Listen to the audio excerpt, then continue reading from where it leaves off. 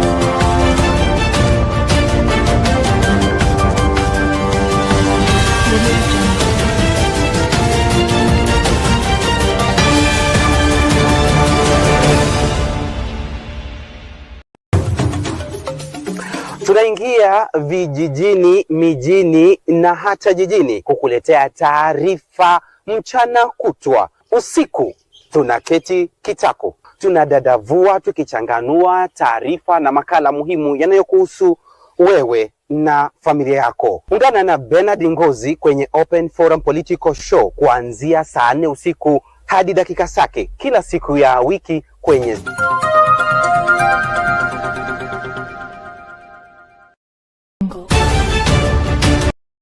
Tonight, the show that gives you an opportunity to air what you feel and think about the latest development on our political front. Well, a lot is taking place so fast. Therefore, everybody must work hard to stay on the cutting edge as far as making sense of our politics is concerned, and of course, remaining on top of all matters. Tonight, this is Sound Candy Talk Live. 72 people have cast their vote already, and only 42 have liked the video. Justified. So from the look of things, the majority of Kenyans think the government need to up their. Glad to report we are back on the main channel as well, and therefore we are asking everybody to join from wherever you are. Sound Candy Talk Live YouTube channel, and we are also live on X as well as extended to Facebook.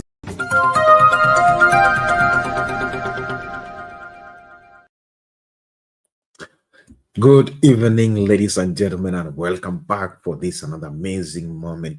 Good morning for those who are waking up this morning time, and everyone that is watching, please, wherever you're watching me, please tell me how you are. I am your host, Shadizo, tonight, and welcome for the Political Open Forum show, whereby we'll be checking and analyzing what is happening. This is the only show that gives you opportunity to share your opinion and to share your views too, to everyone, and every Kenyans can hear from you. I want to welcome you all.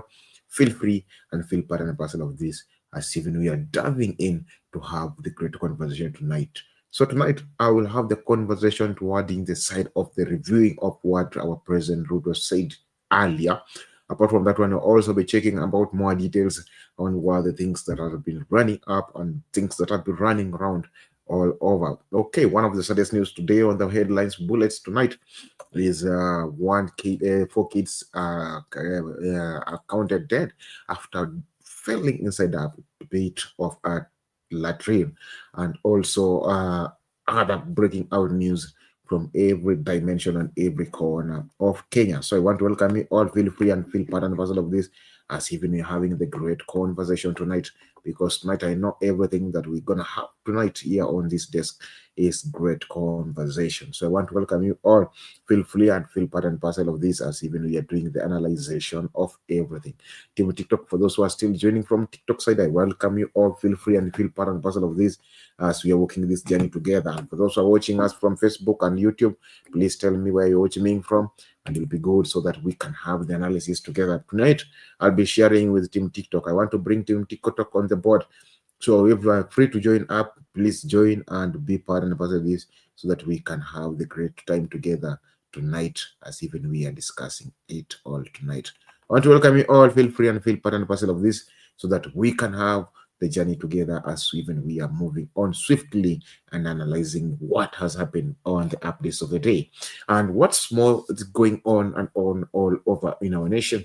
We'll be checking more details towards that. But what I want to do is I want to welcome you, feel part and parcel of this as we welcome even also other people to join and being part and parcel of this, because if you are part and parcel of this, you are a true patriotic who wants the good for his nation. So I want to welcome you. Feel free and feel part of the nation as we are building up the nation and as we are creating up Kenya. Kenya is ours and Kenya is for us and is for us one and for because Kenya is ours, we can't sit down wait to see as this collapse. So I want to welcome you. Feel free and feel part and parcel of this as even we are making Kenya to work, not to collapse. That will be good. For those who are joining, tell me where you're watching me from and be good. Thank you for those who are joining. I'll be shouting out to everyone who is joining up. But tonight, I have a great show lined upon ahead before you, and we will be having the conversation tonight. I want to hear from you. I want to hear from that other person, and I want to hear from everyone and from every Kenyan who is watching. So I welcome you all. Feel free and feel part and parcel of this as even we are having the analyzation of the day together, of the updates of every part and everything that has been happening tonight. So I want to welcome you. Feel free and feel part and parcel of this as even a comprehending together. But before we roll down, let me just take this a minute as I wait people to join. Let us give shout out to everyone who's watching us. I'll begin with a hair. People from the other side. SC Sister saying good evening, Bernard, and everyone of you. Thank you, Bernard, for we're good. Esther, I know Bernard has received your greetings. Apart from that one, I see the other people still joining up and still joining on. Let me take a read for those people who are still joining on. I see somebody called Dorit. Thank you, Dorit, for joining. Please tell me where you're watching me from. I see somebody called Hell. First Lady, thank you First Lady. Namuona kuna mwingine anajiita Kenyo, thank you Kenyon, thank you. Namuona mwingine pale anajiita Elvis, thank you Elvis. Namuona Diana Wairimo, thank you D. Namuona nani mwingine anajiita Caroline, thank you Caroline. Aundi, thank you. Naona mwingine anajiita Jopto, thank you Jopto. Namuona mwingine anajiita pale anajiita nani? Naushk, thank you. Namwana mwingine anajiita Jijo, thank you. Namwana mwingine anajiita Feli, thank you Feli. Fair.lee, thank you for those who are joining up. Please tap the screen, share the live, and also for those who are joining us on Facebook, YouTube, and TikTok, share it all so that we can be together. Please tell me where you're watching me from, and it'd be good, and tell me where do you feel our government is going. Do you feel that Ruto's speech was it right as he was saying it the previous day, because he said it and he was so emphatic and he was so determined and he was so focused while he was giving it out. So I want to listen from you and I want to know every opinion also from you too, so that we can have the great conversation together. Please subscribe if the first time coming across the channel and join up the show so that we can have the great time together. I see people, the comment section is still getting hotter. I welcome for those who are telling him thank you. Mwana mwingine anasema kwamba risasi ni za Mungu.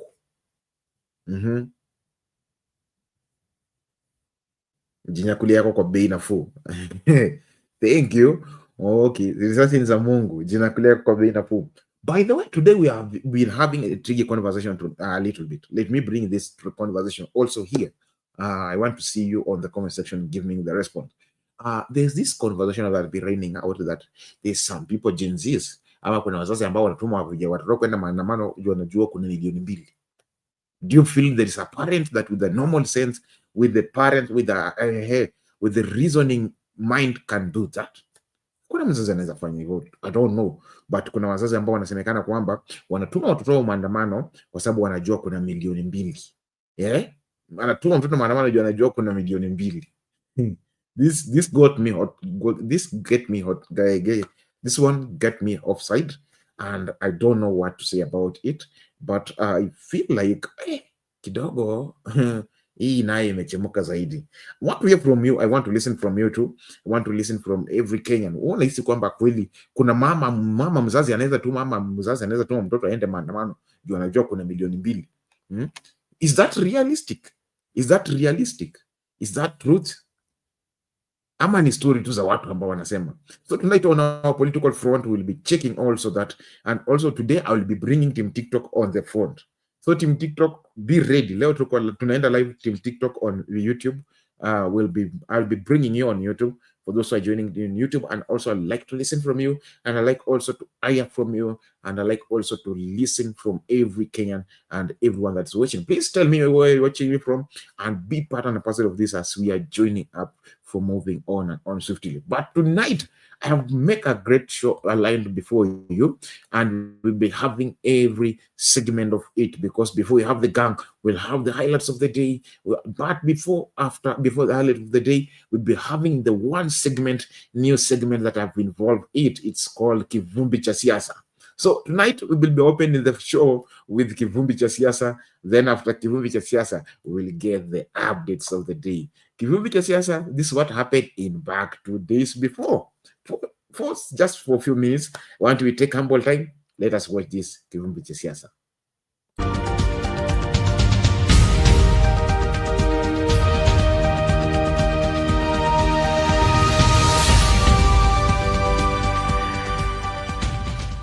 Wafikirie vizuri. We want to advise you that the one-term movement is not getting you out of power outside the constitution. Killings are neither accidental nor isolated. Those who infiltrate protests to incite violence and root.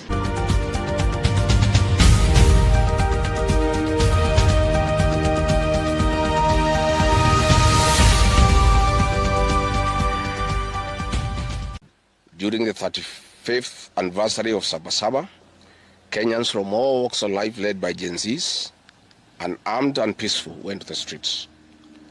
This is not the first demonstration that has happened in Kenya this year, where lives have been lost and property destroyed. Tuko pamoja? Wafikirie vizuri. Unbeknown to these peaceful demonstrators, the tired regime of Ruto had a well-organized state-sponsored militia in cohort with the police and other state security agencies to maim, kill and destroy property, and blame it on the Kikuyu community. Na mtu asinia, unajua wananiambia sijui nini, sijui Moi, sijui Moi. Moi alikuwa rais wa Kenya. Vile Kibaki alikuwa rais wa Kenya. Vile Uhuru alikuwa rais wa Kenya. Na kabla ya Moi kulikuwa na Kenyatta. Na baada ya Moi kulikuwa na Kibaki. Na baada ya Kibaki kulikuwa na Uhuru. Hii kisirani ni ya nini? Hapana. Hapana. Hapana, hapana. Hiyo ni upuzi. Sio kama naelewana bwana. Tuko pamoja. Hii fujo yote wananiletea. Mbona hawakuletea Kibaki? Mbona hawakuletea Uhuru? Hii madharau na kiburi ni ya nini? Hapana, hiyo mchezo tuache. Sio kama naelewana bwana. Let us sort out our problems. Tuache ukabila, tuache chuki, tuache kiburi, tuache madharau. And specific leaders who are perceived unfriendly to this killer regime.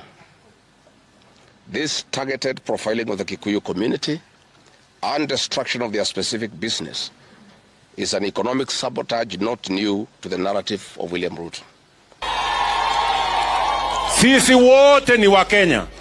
We are all Kenyans. Na hakuna Mkenya bora kuliko mwenzake. Sisi wote ni wa Kenya. Ama mnasemaje watu wa Nairobi? Tumekubaliana? Na kuna watu wanafikiria kwamba wataendesha fujo Kenya hii. Juzi wamechoma mali ya wananchi. Supermarket imeporwa. Wameharibu mali ya wananchi. Wameharibu biashara ya wananchi. Na wao ni viongozi wamechochea hiyo maneno. Wanalipa vijana kwenda choma biashara ya ule. Kwenda choma biashara ya ule. Wale wote ambao wamepatikana katika hiyo njama ya kuiba na kupora mali ya wananchi na kuchoma biashara za watu wengine watachukuliwa hatua ya sheria na wote watafungwa. Na wao viongozi wao, we are coming after you. You cannot sponsor violence in the Republic of Kenya and expect to go scot-free. Sijui kama tunaelewana. Na mimi nataka niwaambie Wakenya, mtu yeyote ambaye anaenda kupiga polisi, mtu yeyote anaenda kuvamia police station, that is a declaration of war in the Republic of Kenya. It is also incumbent upon the police to distinguish between peaceful demonstrators and criminal elements. It is not acceptable. Sijui kama tunaelewana, my friends. No, enough is enough. Haiwezi kuendelea tena. I will protect property ya wananchi wa Kenya, maisha ya wananchi wa Kenya. Among the number of unemployed people we have, over 60% are youth. And this is what drives young people into crime and drugs and into a general state of hopelessness and despair. Biashara ya wananchi wa Kenya. It is the responsibility of the government of Kenya, which I lead, that is going to make sure hii vita ya kuharibu mali na kuchoma biashara ya watu itakoma. It must stop. Sijui kama tunaelewana. And we are going to use whatever means that is available to make sure that we stabilize the country. We cannot accept mayhem and anarchy to destroy the development we have in this country. Sasa mimi naulize watu wa hapa Kilimani, nyumba tunajenga kama hii, ati watu washenzi wanakuja kuwakisha moto wachome. Surely ni nchi tunajenga ama ni nchi tunabomoa? Alafu watu wanatuambia Kiingereza sijui siasa nini. Hapana, that will not go on. You can call me whatever names you want to call me, but I will make sure that there is peace and stability in Kenya by all means possible. Sijui kama tunaelewana, my friends. Hapana, hii kuchoma mali ya wananchi itakoma. Mwananchi anahangaika miaka nyingi kutengeneza biashara yake. Mwananchi anapanga mambo yake. Alafu mtu mwanasiasa, mtu mjinga anakuja anapanga maandamano, anapanga fujo, mali ya mwananchi inaharibika, alafu wanatuambia ni siasa. Hiyo ni siasa gani? Hiyo ni siasa? Na kama wako na mpango, si tukutane 2027? Watengeneze sera yao, tukutane na hawa 2027. Njia ya mkato hapa katikati hakuna. Tumekubaliana watu wa Nairobi? Yes. Na wasikie vizuri. Wasikie vizuri na waelewe. Tumekubaliana Nairobi? Mnasema tuendelee na kufanya kazi. This country will not be destroyed by a few people who are impatient and who want to have a change of government using unconstitutional means. It is not going to happen. And I want to tell them it is not going to happen. Sijui kama tunaelewana. Tumeelewana? Yes. Na kama walikuwa wanafikiria ile walikuwa wanafikiria, wafikirie tena. Because mimi nimenyamaza, mimi nimewavumilia, lakini mahali imefika.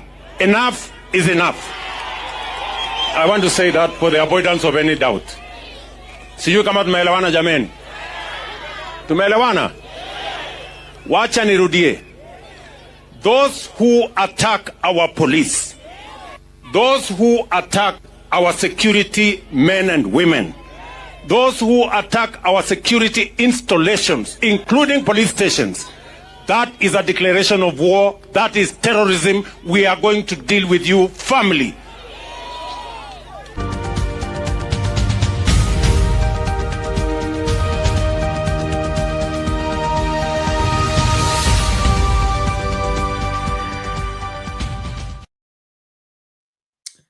That is terrorism. We are going to delete family. Miyo mmekuwa kivumbi cha siasa. That's the new segment. Thank you for those who are still joining up. I want to welcome you all. Feel free and feel part and parcel of this. So as we are living in the updates, the video of the day, let us join up for the updates of the day. Yala ambayo mejiri ni gani na yapi ambayo mejiri. We'll first first begin with the stories that are getting to the headlines and hitting my points. Hitting on my headlines tonight. We'll be speaking about the story about the sugar factories. But first of all, I'll begin with the story of these young kids who lost their lives. This is sorrow by where the family losing, the 4 families losing different kids. This is something that got them aware and never expected such like things can happen, because already right now many people are mourning because of losing their loved one to the court.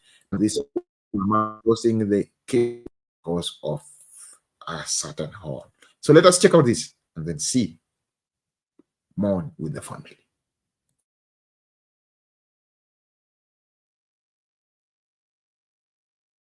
Train collapsed at Queen of Angels Academy in Turbo constituency was in Geshu County. Emotions ran high as family members received the news of the tragedy. Emergency and rescue reports indicating that one child is still missing. Community members are now demanding accountability and better infrastructure.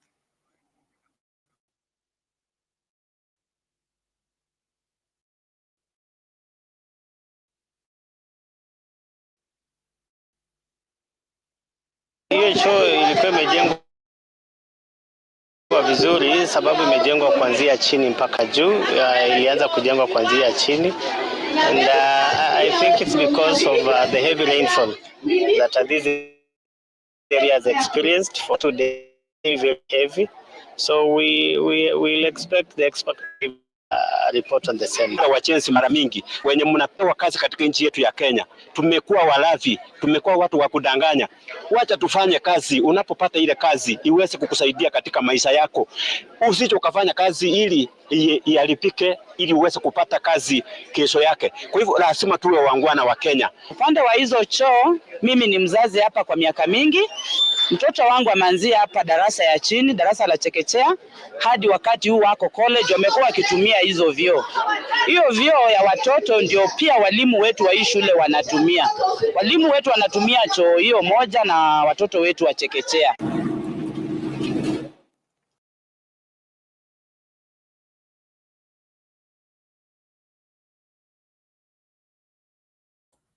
Wow.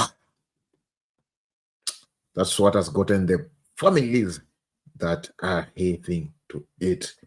See, we're leaving the families.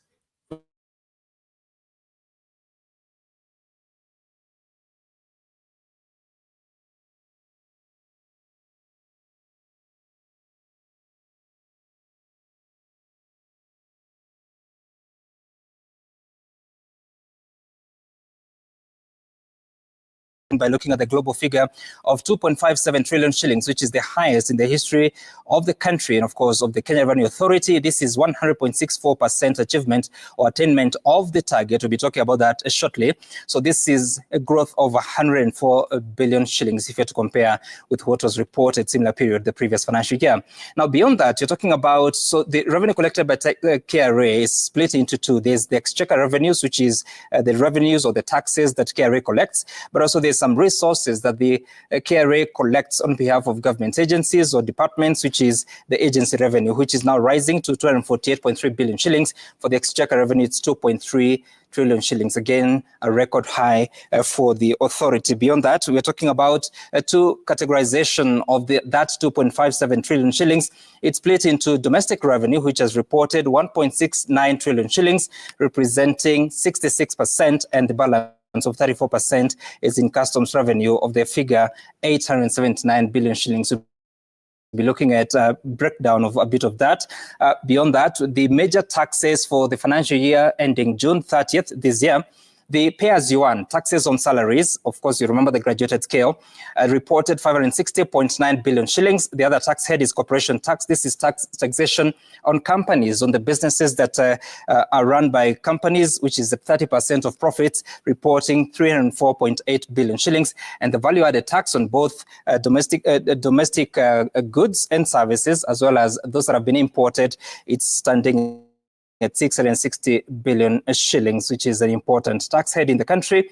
There are some new taxes that had been introduced by the government. Digital service tax, which was retired at the end of last year, reported some 345.5 million shillings and was replaced by significant economic presence tax, reporting 461 million shillings. Of course, these are services that are taxed for being offered through the online platforms, including companies that would be operating in the country and they are not resident here.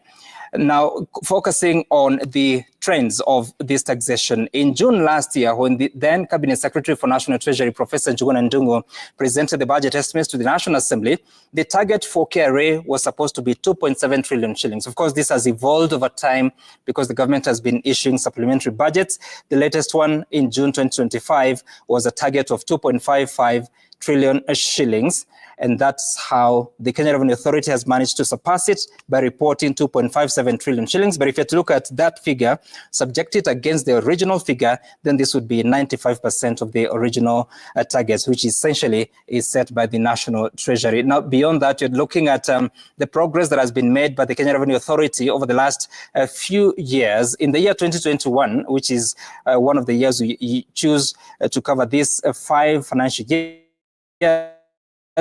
2.03 trillion shillings were collected. That time, the increment or the growth had been at 21.7%. Of course, the country was coming from the pain and the impact of the COVID-19 season. Then in 2022-2023 financial year, the year ending June 2023, 2.16 trillion shillings was collected. This was sort of the first year in office of President Ruto, and that was a 6.7% growth. In the financial year 23-24, ending June last year, 2.407 trillion shillings was reported. You recall that this is also the time that the government introduced the housing levy. So there was a bit of collections that went into that, and also the increment in terms of the graduated taxes were also taking effect. That was an 11% growth that time. But now the current year, of course, you're talking about 2.57. The year just ended in June, 2.57 trillion shillings. The growth you'll see has quite dropped almost by half to 6.7%. Now, for the current financial year, starting 1st of July, to June 2026, the target or the projection by the National Treasury is to raise 2.75 trillion shillings, which would be 7% achievement. We'll see how this will evolve in course of the financial year as the National Treasury may set different targets. Now, important to look at some of the key tax heads. For instance, the pay-as-you-earn, which I told you is about taxation on salaries. In the last financial year, the year ending June 2024, 543 billion shillings were reported. So there's a growth of 561 billion shillings, which is a 3.3% growth. The corporation tax, again, the taxes on companies, there's a growth of 9.7%, you can see there. The domestic VAT has also grown by 4.1%. The betting taxes have grown from 24 billion shillings to 26 billion shillings, which is representative of 8%. And the domestic excise on the various goods in the country has reduced from 74 billion shillings to 69.4 billion shillings. And the KRA is explaining that part of this is could be certain challenges with collection of such on beer and tobacco. Now, the other figure that has been evolving over the last 4 or 5 years is the agency collections. Remember, I told you about agency collections, which are collections on behalf of the government. This talks about the NSSF. There's the affordable housing levy of 1.5%. There's the KEBS and fuel taxes that are collected once you buy fuel at the petrol station. 2020-2021 was at 125 billion shillings. In 2021-2022 was at 131.4 billion shillings. 22-23 was 136 billion shillings. This is an important year because it is during this year that now the affordable housing levy was introduced at 1.5%, and you can see the jump of 34%, jumping to 184 billion shillings in the financial year 23-24, and the year just ended. You can see that figure almost growing by about 60 billion shillings to stand at 248.3 billion shillings, which is 34.9% growth. So you can see the impact of some of the changes that the government has been putting in place. So even as you report, the growth in the tax collected to 2.57 trillion shillings, you can also see what is the contribution of the agency fees, because 60 billion shillings is actually more than 50% of the growth you're witnessing over the last 1 year. And we'll have more coverage of the Kenya Revenue Authority report in our business news, which you take a short break now. When we return, here is what's coming up in business.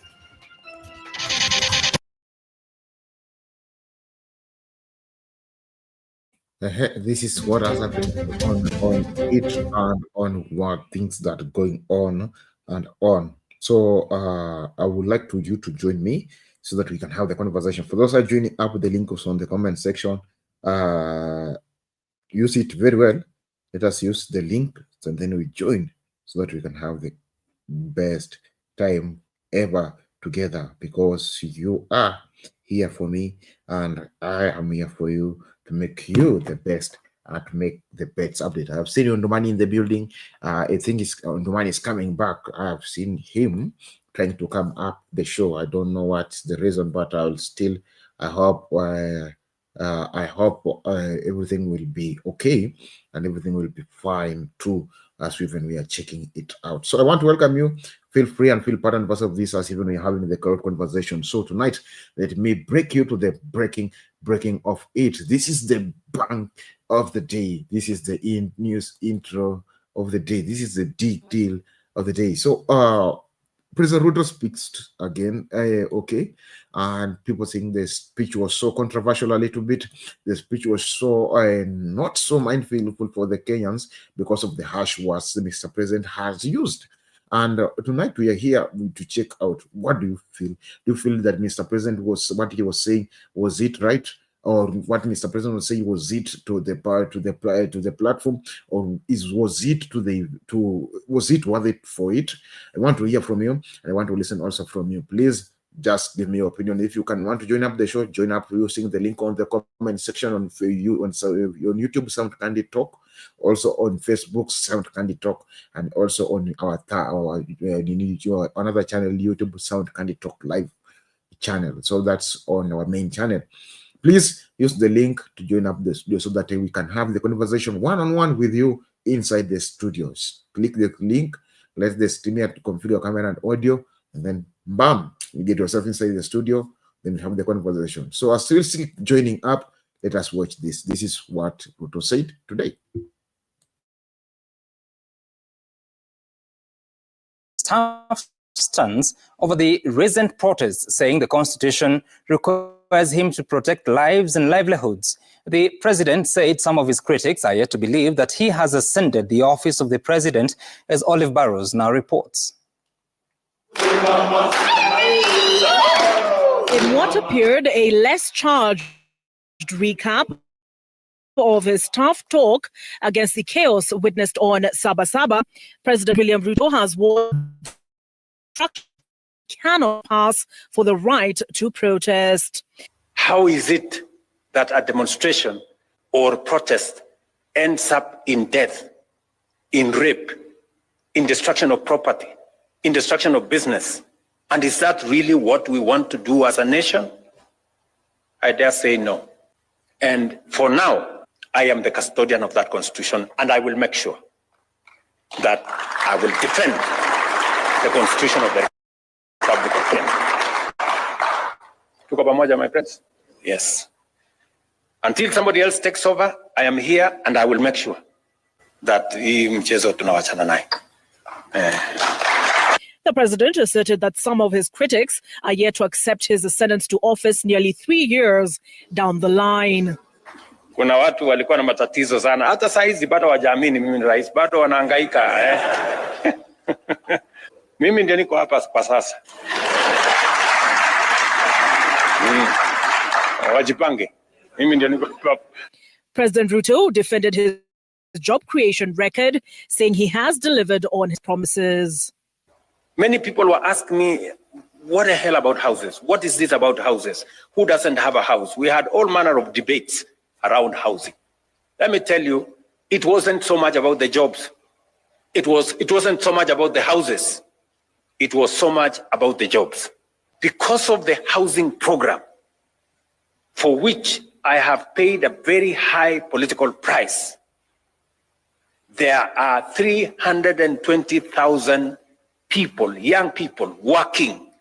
Elsewhere, Interior Cabinet Secretary Kipchumba Murkomen, speaking in Tana River County on Thursday, maintained that the government will not sit back and allow anarchy to reign. This idea of coming to Maandamano and saying we want to invade police station, we want parliament, we want to ban judiciary, and therefore we want to invade State House. That is not protest. That is not issues of grievances of governance. That is actually madness that we must not accept in our country. Murkomen having preceded President Ruto in instructing the police to use their gun on those who, under the cover of protests, caused damage to property. Olive Burrows, Citizen TV. Now, that's what happened on today. For those who are still joining up, this is Sound Can Talk, and this is what the briefing of the day is looking like. Okay, tell me your opinions. What do you feel about that? What do you feel about this, or all of this kind of stories? You feel about all what's being said? Is Ruto right? Is Ruto wrong? Is it confidential or inconfidential? I want to hear from you so that we can move on together and move on swiftly together, as even as still having the conversation, because the conversation is bigger and it's wider, and we have a lot on tonight, so that we can come together to the agreement, as even as still checking it out. Okay, as even we are checking the story of Ruto, there are some families still cries for justice. They still want justice to be done. They still mourns for their beloved ones, and they still mourns for their people who are killed during the protest. This is the couple of playing. I'll play the couples of video of people who are still seeking for justice. This is their cry to the government and to the people who can help them, because they are saying that some of them, they don't have the help even where to begin or where to begin. So please let us watch this, and let us, if you can be able to help them to today call for the shooting and killing. Please do so, because these are our brothers and sisters. Some of them, they have families, they have kids, but they are suffering because of what was the outcome. Let us watch this clearly.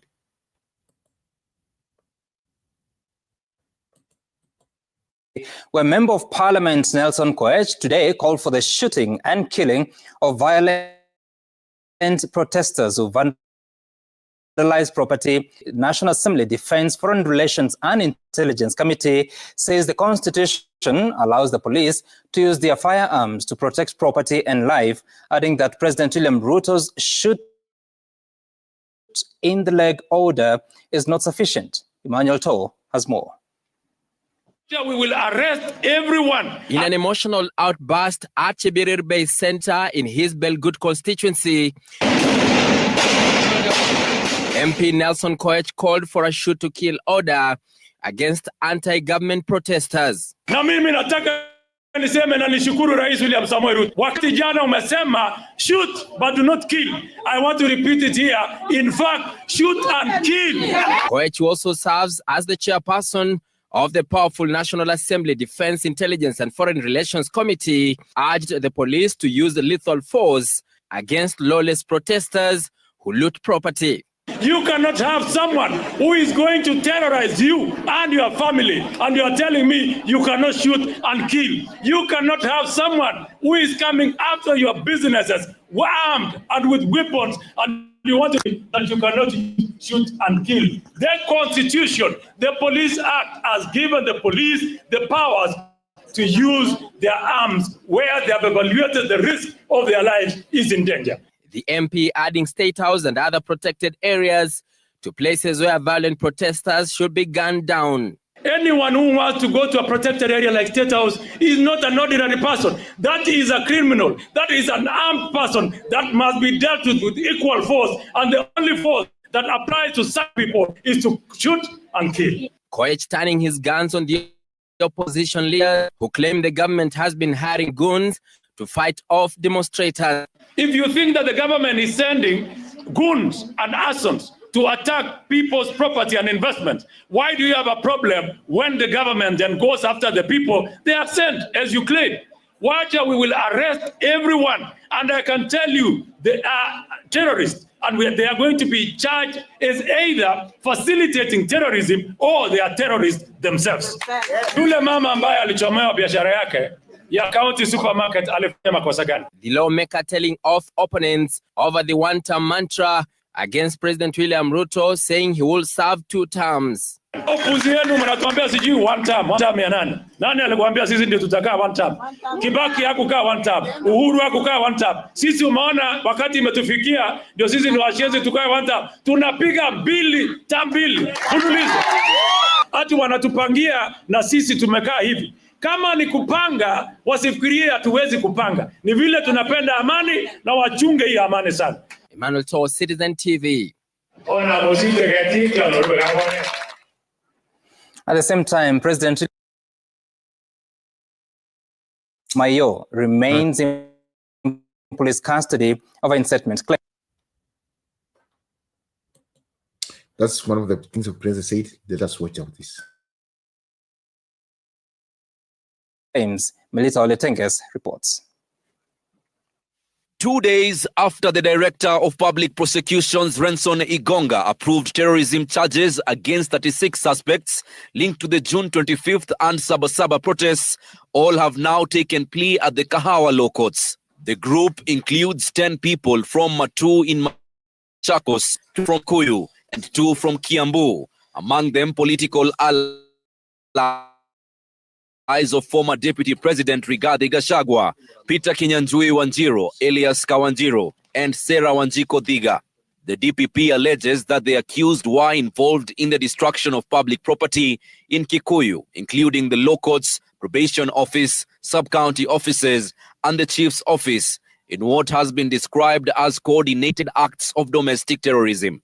Your Honor must be explained. Meanwhile, Senior Magistrate Kipkemoi Koech has overruled a police application to detain Manyata MP John Mukunji and 2 co-accused individuals for 14 more days. The court granted each a bail of 300,000 shillings.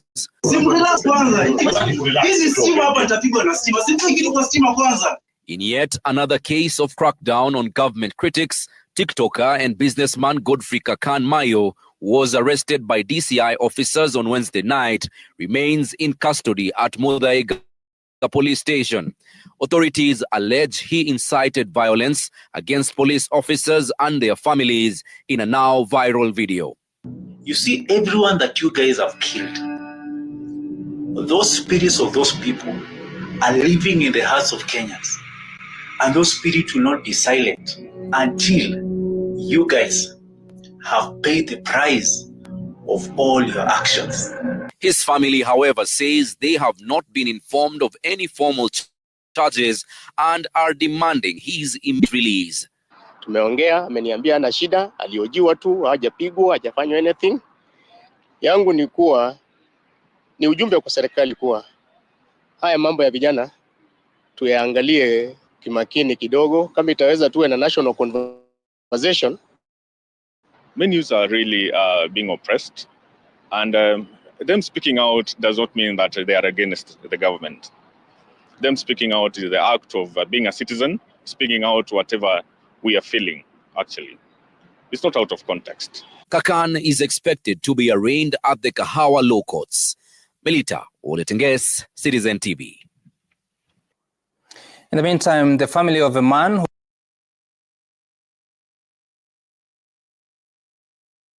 whose body was seen being dragged on the ground by police officers in Juja is in distress and has decried the brutal manner in which Harrison Wachira was humiliated in death. Laura Otieno now reports on the pain of families, including that of a 16-year-old student who was allegedly beaten to death by police officers in Embu during the Sabasaba protests. Oh my God! The video went on social media on Monday. The man whose body was dragged by police has been identified as Hamili is still reconciling with the horror and indignity meted on their kin.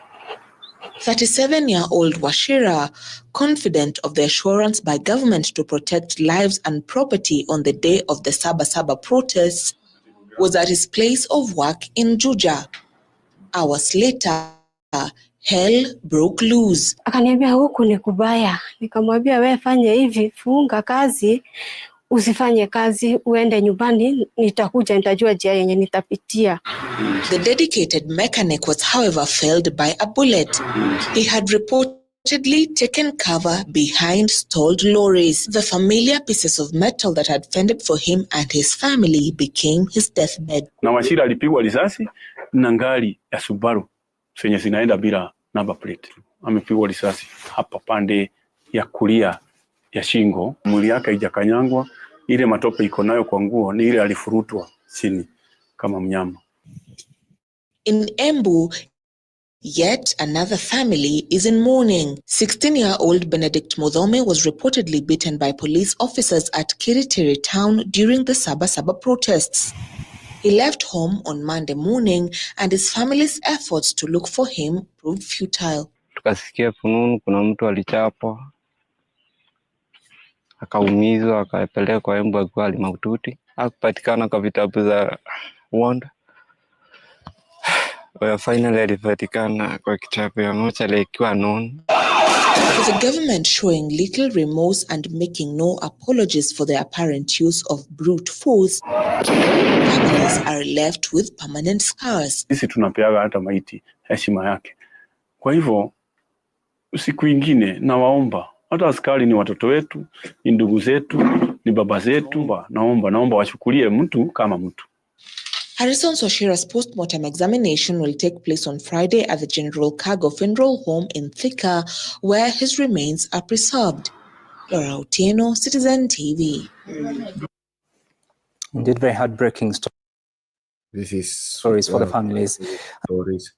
They're still moving on swiftly. Please tell me where you're watching me from and tell me that if the show is nice in you, please tell me that we can move on swiftly and swiftly. Okay, as we depart from that one, I want to check out the working out of the day, or what you call the data analysis of the day, because there are a lot of things that happen. There are a lot of things that have been seen, but sometimes we see, but sometimes we keep quiet. But tonight, I want to check out this, because this is what has made everything to go towards it is.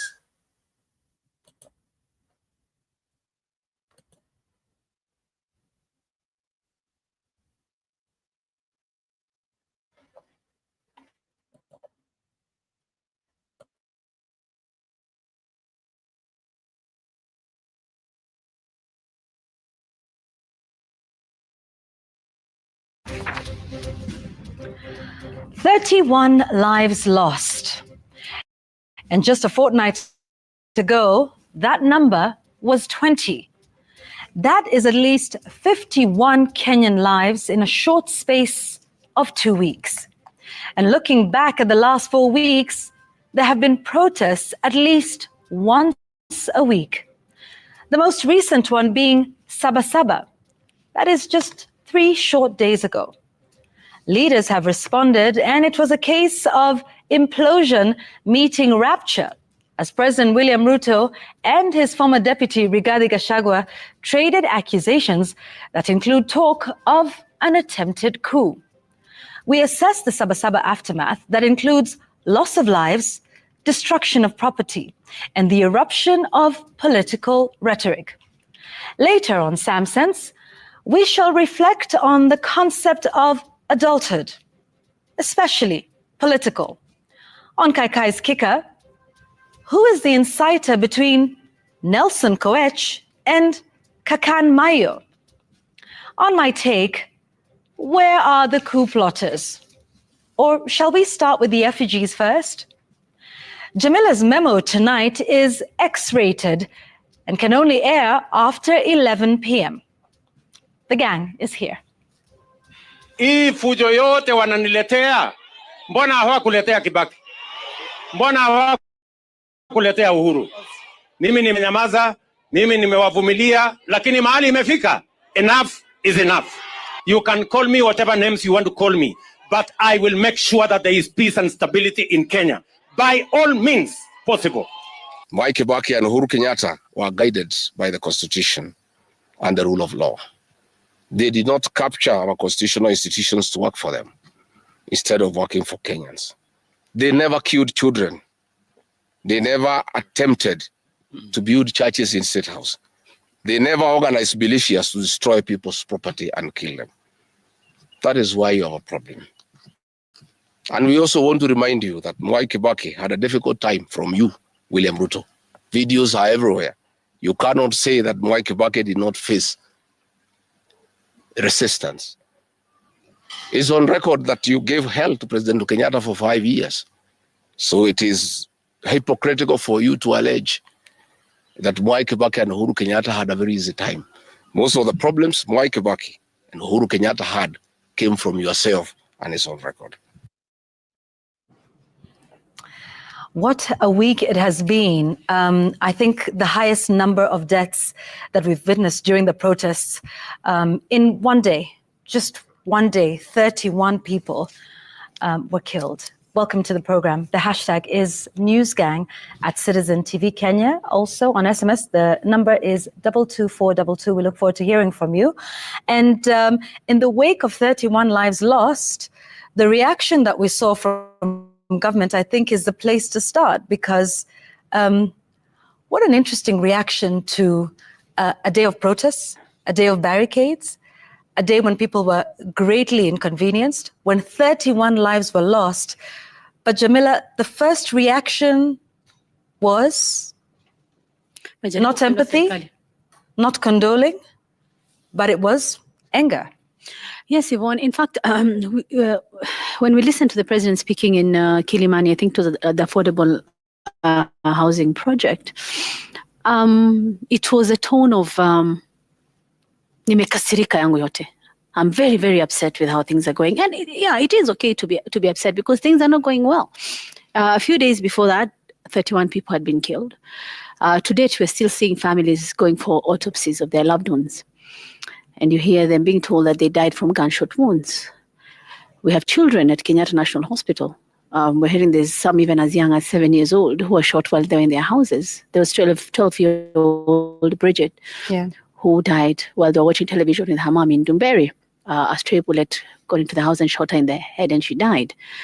We have families who are still looking for their loved ones ambao hawajaonekana tangu siku ya Sabasaba. What do you tell those people? Because not a word of compassion came out of the president when he spoke. He did not say we condole with the families. But did he acknowledge the loss of lives at all during that speech? No, he didn't. We didn't hear it when we were watching him speak in Kilimani. And one of the things that comes to mind is that the audience that he was speaking to, he had gone there for the housing, affordable housing project. And there were these mamas who were there. And I'm sure they had not come there, whether they were brought there or not, because of course kuna maswali kuhusu waliletwa ama walikuwa pale, notwithstanding. I don't think they came there to be told about, kusomewa about kuna jaribio la kupendua serikali, kuna wale ambao wananipinga.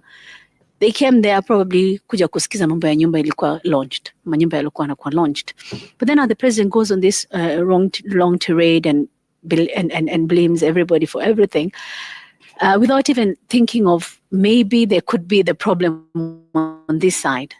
I need to look inwards and see pengine kuna shida ingine hapa hivi ambayo mimi sitaki kuona ama sioni. Because 31, Yvonne, is a high number. Yeah. And in fact, we did an analysis, and in the past 1 year, according to figures from the Kenya National Commission of Human Rights, 115 people died in the protest since June 2024. That's 115 families who've lost a loved one. And not even acknowledging that and saying we condole is, I think, in my opinion, insensitive. It makes people think that the value for human lives in this leadership, in this administration is pretty low, that it's okay that 31 people have died and you don't say anything. In fact, it surprised me when I saw the CS for Foreign Affairs, who's the chief cabinet secretary, condoling with the victims of the floodings in Texas. Yeah, that was sad that about 119 or so people died there due to flooding, when you've not had anyone condoling with the families of those who had been killed in the Gen Z protests. The tone of voice, what was said, who it was said to, was really wanting, in my opinion. And then, of course, you had the reaction from the opposition on the same. But I think it is important that that acknowledgement comes through, Yvonne, because Yoku Somewa reminds me of how things were just right after the June 25th protest in 2024 when the president spoke at State House and how angry he was. But when you hear words like coup, terrorism, treason, jaribio kupindua serikali, we are having people in court being charged with terrorism. It's a bit worrying, I guess, in terms of where exactly we're going as a country. And it's important now that we look at what this all means. Tutaendelea hivi mpaka lini? Yeah, and that's the thing about who blinks first and who sort of comes down to listen. And just as we're talking about, and I'd like us to listen to the order that he delivered, 1-3, but you know, interestingly, like we said, he was heavier on the destruction of property and what should be done to those found looting businesses. So I'd like us to listen to that as well. Ambaye anachukua moto, anaenda kuchoma biashara ya mtu, anaenda kuchoma mali ya watu wengine. Mtu kama huyo apigwe risasi miguu, aende hospitali, akienda kotini. Yes. Yeah. So, but curiously, I would wonder what the president's thoughts would be about anybody who is seen to or found to have taken the life of another. So what is his prescription for those who killed the 31 people? If this is shoot in the leg order for those, how about for those who killed the 31? But then the president went further because this is not just about property, apparently, but he made another grave allegation, and I think one that he has done before. So back in 2024, it was Ford Foundation. In 2025, there is another plot yet again to overthrow the government. Kwanza niliona ati wanasema ati sasa hawatangojea 2027 ati tupige kura. Ati wanataka kupanga fujo. Ati wapange maandamano. Ati wachome mali ya watu. Ati walete maafa Kenya. Ati ndio wapindue serikali ya Kenya kabla ya 2027. Mimi nataka niwaambie wajaribu. Watajua hawajui. Kenya ni nchi ya demokrasia. Hamuwezi kutuambia ya kwamba mnaweza kupanga fujo ati mpindue serikali ya Kenya. Tafuteni vizuri. Again, all of this a day after 31 people had been killed. There is no solemnity, there is no somber mood. Even the venue that was chosen for him to make these remarks was rather interesting at a side event. I don't even think too many people, Sam, know that this was an affordable housing project that was being launched or groundbreaking or whatever it was. But it's a very interesting tone to adopt a day after. Or was it 2 days after? Yeah, it was 2 days after. Yeah. You know, what's fascinating to realize is that the venue, as you say, it's a police housing scheme. Remember, under the Affordable Housing Act, there is the provision that there will be institutional housing being constructed using the housing levy. But I'm just wondering, because Kilimani Police Station is within the Dagoretti North constituency, it's not far from a State House, and the president really wanted to see the progress of the housing. I'm just wondering, why was there a need to have what looks like residents of Kilimani attending that? So this wasn't a launch of a completed project? It looks like it was an inspection of progress made. Ongoing, okay. So those images, and there has been several stories being told about how those residents ended up in Kilimani. But as you know, Kilimani area, you don't find residents like that. Like how? The crowd is milling about, and mostly women, listening to the president. Kilimani is Kilimani, so those are not residents of Kilimani. First, secondly, they came to see affordable housing for the police officers. Those are not police officers. I don't know if they are spouses of police officers, but it's interesting to see that crowd in that space. But more importantly, it looks like the president had actually been pained by the events of Sabasaba, the events of June 25th, and frustrated by the political rhetoric that is going on in the country. And all one would understand it's human to sound so frustrated, to be so frustrated. But you see, this was 2 days after the fact, and the country had seen the destruction, seen the killings going on. Despite the frustration, you're looking to leadership. Recall on Monday evening, we heard from the ODM leader, Raila Odinga, who was calling the nation to what he terms as intergenerational national conclave. Yeah. And when he was asked, why are you addressing the nation? Why don't you speak to the president whom you have a working arrangement with? And his response was, the president is part of the nation, and he has had my statement. Yes, yes. So the next natural expectation of Kenyans was, what would the president say about the events of Monday? To end up saying what he said, to claim that this is all politics, and again, to miss the point that, and I think someone said, I think it was C.S. Kipchumba Murkomen, that even if a thief or a criminal dies, there's pain to the family. Yes. That acknowledgement was important, because when he says, don't kill them, shoot them in the leg, to break their legs, they go to hospital, then to court, he sounds to acknowledge that life is important. But how is it when life is lost, he's not acknowledging it and perhaps offering his sympathies, because criminals or not, they're still Kenyans and they have a right to life enshrined in the Constitution. But then again, based on that statement, you saw what happened. And I want us to listen to Rigathi Gachagua responding to that presidential statement, especially on the question of that nobody wants to overthrow the president. President, nobody wants to throw you. Nobody wants to overthrow your government. Nobody wants you out of power through unconstitutional means. Mr. President, I and the people we work with are on record. We want to remove you from State House through the ballot in 2027. Please relax. We want you to serve your one term. Nobody wants you out of government unconstitutionally. Nobody has any plan to overthrow your administration, Mr. President. The leaders in this country, and indeed 95% of the Kenyan population, want to humiliate you at the ballot. They all relish that moment. So it is unfortunate that it's coming to this, like it's a political contest of perhaps two of the most influential political figures in the country. Unfortunate that this continues at a time that families are hurting. You've seen the stories that we featured in our news of families that are now coming to terms with what happened to their loved ones, witnessing the family of that young man by the name of Shira, who was dragged. His body was dragged on by police officers. I mean, it's dehumanizing, lack of dignity, human dignity, totally.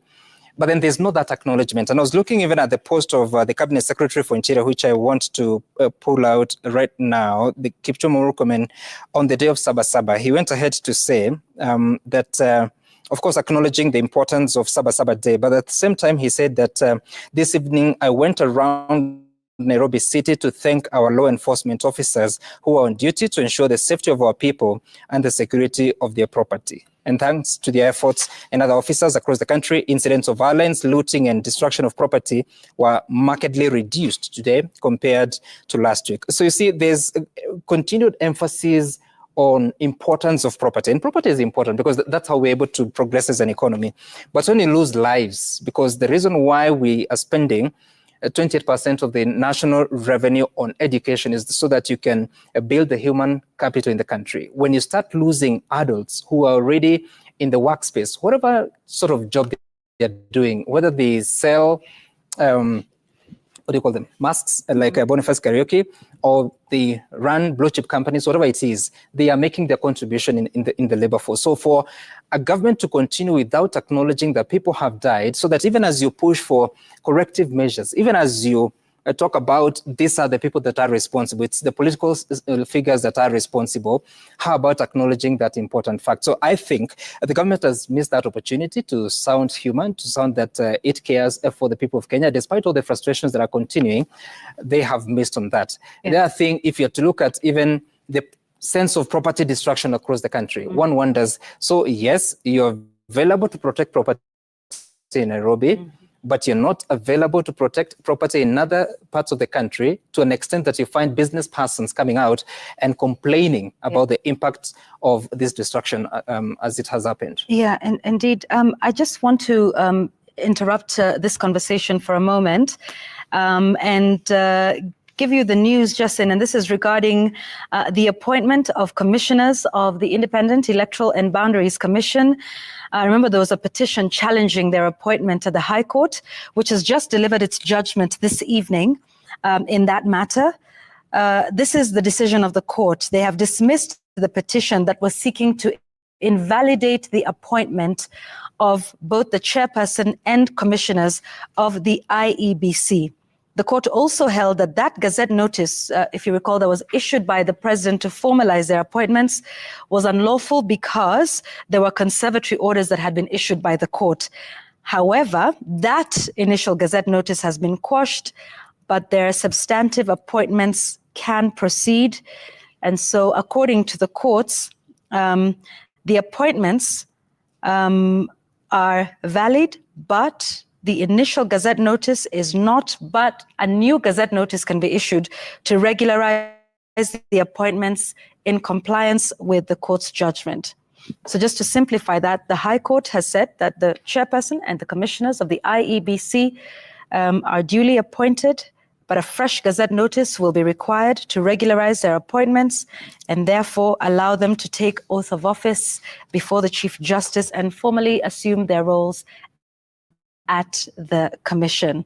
So those who are vetted and passed as chairperson and commissioners of the IEBC will now very soon be sworn into office. So ladies and gentlemen, very soon it would seem we now have an Independent Electoral Boundaries Commission in place following that High Court order. I just thought I'd bring that in. Let's carry on with our conversation here, which is regarding, what happened. And I think we're talking about, loss of life is important regardless of who they are and what the law says. But then Jamila, the president was not the only one who had a lot to say. So it would seem that perhaps there is somebody who has bigger say or has powers exceeding the president, and that would be one member of parliament, Nelson Koech. I think we need to listen to what he said. Well, the president said shoot in the legs to disable them and take them to hospital. It would seem this MP speaks after the president and issues even more extensive orders that might not be within his purview constitutionally or otherwise. Let's listen to the Member of Parliament for Bill Good, who also happens to be the chair of the Defense, Intelligence and Foreign Relations Committee in the National Assembly of Kenya. Na mimi nataka niseme na nishukuru Rais William Samoei Ruto. Wakati jana umesema shoot but do not kill. I want to repeat it here. In fact, shoot and kill.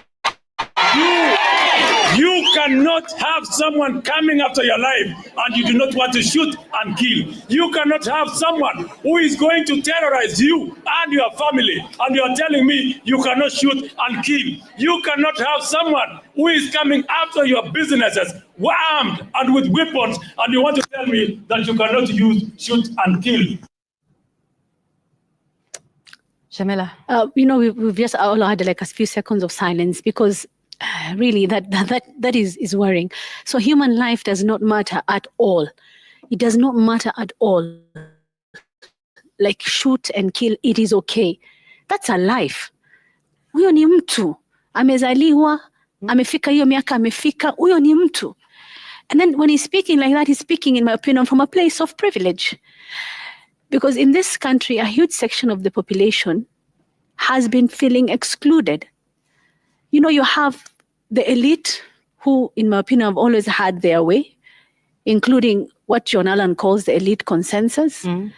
which is what any attempts to watu kusikizana has benefited, with positions being gawanywa by those up there and people still feeling excluded.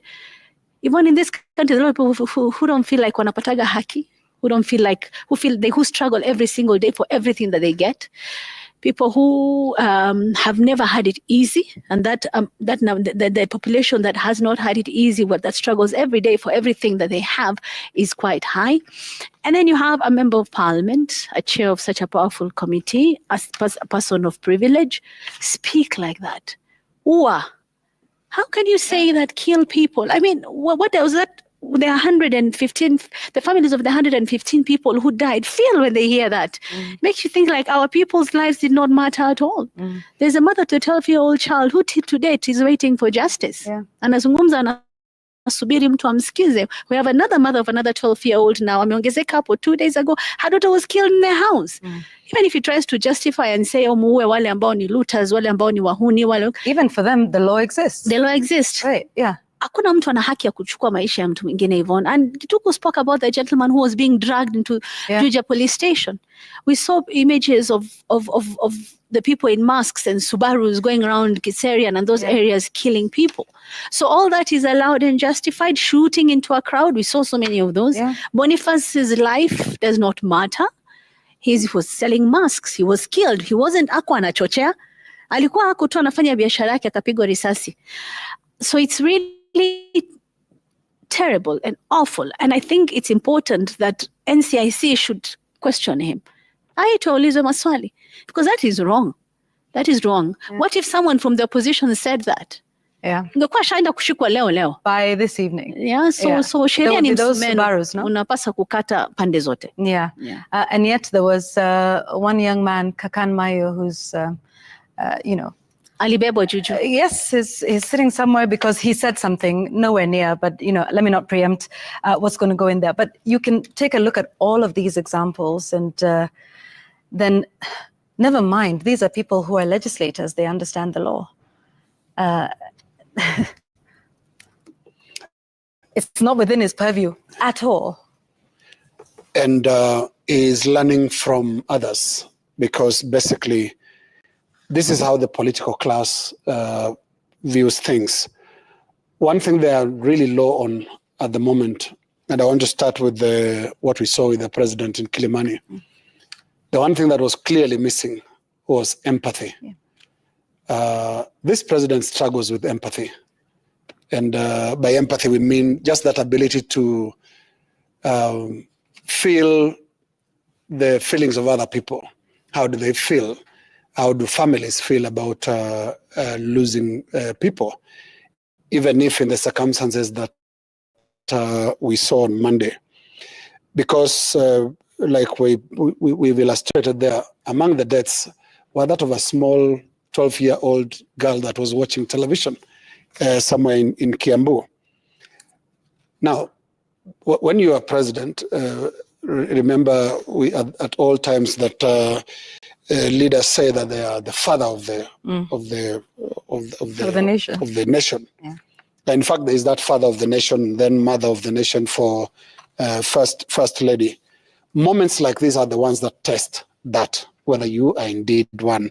And when you don't show empathy at all, I know there are many ways you can do that. And by this I mean your inability to display your inability to show empathy. One is to turn up 2 days after that, and the tone is one of the kind that we should have expected from protesters on Monday. It's really loud, it's high, the pitch is very high, barely presidential. It was crowing from a sandpit that have won a contest. And that I don't know who gets the president to do some of these things. If the president wanted to react about a day that cost 31 lives, lost lots of property, then that was not the best platform to respond. Even the optics were just not adding up, because you remember, I think there was a platform in the middle of somewhere. Yeah. So he looks obviously from a raised position, and talking down. You're raised and you're raising your voice. There's something wrong. I don't want to go to the merits and demerits, right and wrong of Monday, but when the president stands up, he must look good across. For those who are affected, for those who support him, for those who don't support him, they still need to listen to him as the president of the country, not a partisan victor who has won, like I said, a sandpit contest. Why am I calling this a sandpit contest? Because it turned out to be one, as the events of the day proved. What we are also witnessing, which is what I call a sandpit contest, is the unfinished business in UDA following the fallout after the impeachment of Rigathi Gachagua. Rigathi Gachagua, former deputy president, seems to have put everything into this fight against President Ruto. And by joining forming the party and basically becoming a difficult person to handle out there. And unfortunately, you can see on the government side, they have climbed down for this contest.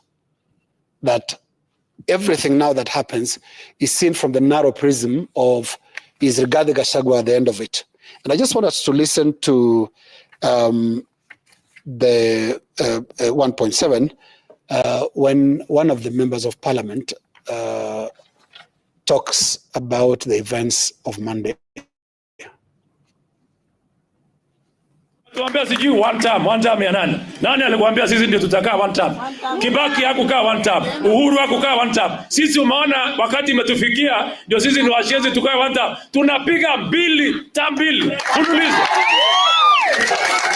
Kama taifa la Kenya na kama jamii hatuwezi hata siku moja.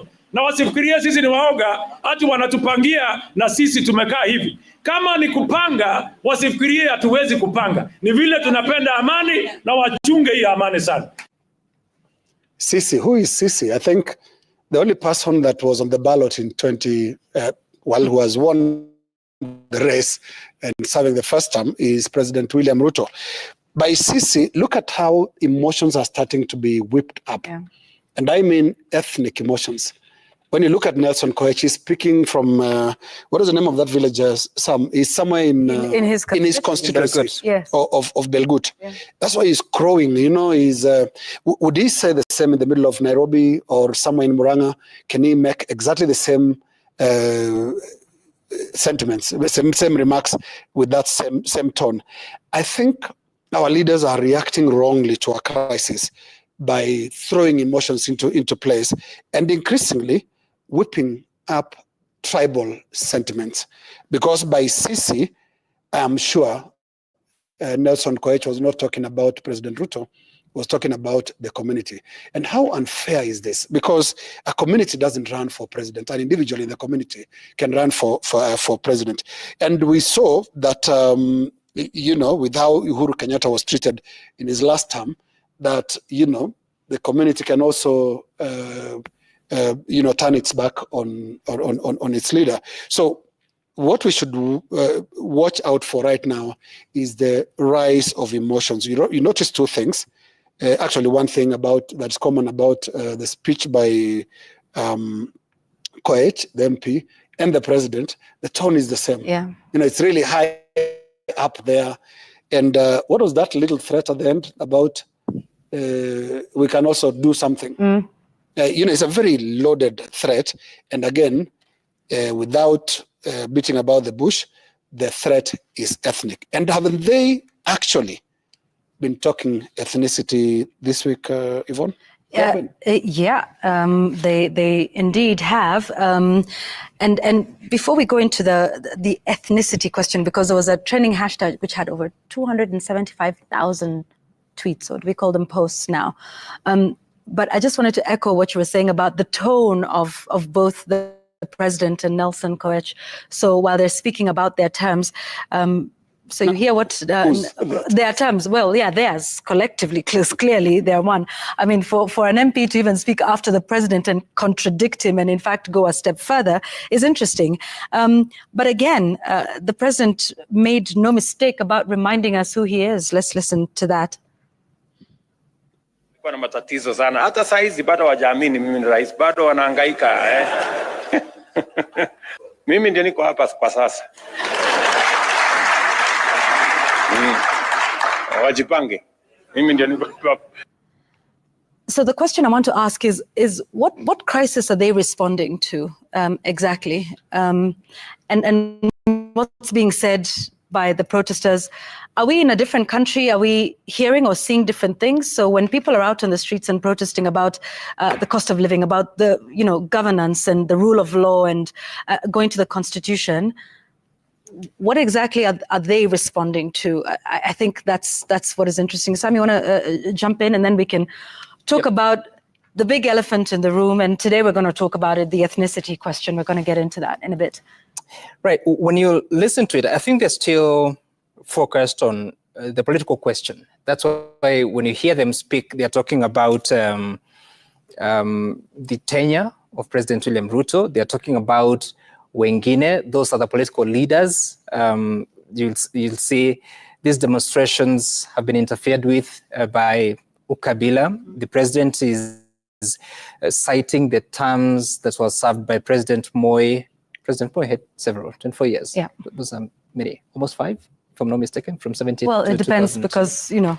because, the rule of, the laws changing and everything. Yes, but in total, those are many terms. Then references President Mwai Kibaki, who was able to complete his 2 terms. President Uhuru Kenyatta was able to complete 2 terms. But then when you listen to him, even when he's saying, hawa vijana wamekosa kuwa na kazi sahi, are you saying that during President Kenyatta's tenure, they had jobs and now they don't? So you can see there's a bit of dismissing what the deeper grievances might be, and the attention here is to deal with the political question. And I'm just reflecting on what the government has been doing. So you find, initially you saw what CS Kipchumba Murkomen said, when you see them approaching the police stations, shoot, which would be similar to shoot on sight. Then the president has said shoot to demobilize, perhaps, or to break a leg, or sounds wrong. Actually, no, the break a leg is actually a good thing, but not according to the president anyway. Then the member of parliament for Belgut coming out and saying shoot to kill. I'm just wondering, if you to look at the constitution, section 33, which is on freedom of expression. So they have a right to express themselves, but also that right is limited if that expression extends to propaganda for war, incitement to violence, and of course, hate speech and advocacy of hatred. So there are several politicians that are guilty already on advocacy of hatred, which constitutes ethnic incitement, vilification of others, so incitement to cause harm. Already. Incitement to cause harm. So when you talk about incitement to violence, is it okay when those in power incite the police officers against the people? So is it okay to incite against state violence? Because of course the police service ideally would have the monopoly of violence. So when does incitement become incitement? Is it when someone outside of government says whatever they said, never mind whether they are telling the police officers, all the citizens? But then again, like Lina says about the place where Nelson Koech was making this statement, you see, if he wanted to tell the police officers, he can write a letter, he can call them to the house, he can call the Interior Cabinet Secretary to their house and instruct him. There are actually police officers standing behind him. We could actually just turn and tell them, guys, when you see these guys, shoot to kill. So when he expresses it using a microphone, making sure that not just the people that are listening to him, but also the millions of Kenyans are hearing him. So who is he telling? Is he just inciting the police against the people, or also the people against the people? Because you see, once the message is out, you have no control over where it goes. And also the people against the police. Exactly. At this point that we speak, we're having this conversation because that information has come all the way from Belgut to Kilimani, where our studios are located. And so people have heard it. What are they supposed to think? So Kenyans hearing this, what are they supposed to think? This young people have grievances, or even this political class who the president is accusing of not wanting him to finish the term, if they hear such sentiments, what are they supposed to do with that information? So NCSC, if they want to take action, when they read the Constitution and that fact of incitement to violence and advocacy for hatred to cause harm, what are they thinking at this point in time? To answer your question, just look into that camera and say what he said and see what will happen. I dare you. It will not be 2 seconds. And please, you have your camera, please. There it is. Yeah. Just attempt to say what. Okay. Now your tone. No, let me say and with that tone. Because you have dared me, let me say it. Okay. I am not the member of parliament. Well played. Because you know what would happen. Huh? This show would not end before they come after you. And you see, this is what we're talking about in terms of what question you're seeking to answer and what issues, and whether you're actually listening. You know, the president himself said, well, you know, you allowed so-and-so to finish 2 terms, so-and-so, what's the problem with me? And I thought, that's a moment for reflection, right? So, you know, even the phrase that when you're pointing one finger at someone, there's others that are pointing back at you. And I thought, for me, at that moment when he said, but why me? Sit down and think about it. Perhaps reflect. Why you? I don't know, but why you? Maybe a moment for reflection rather than this tiger and tigritude, mimi ndio niko, and I'm not going anywhere. But then one of the other issues that then you start to wonder about whether they are addressing the right question is the question of ethnicity has come up again.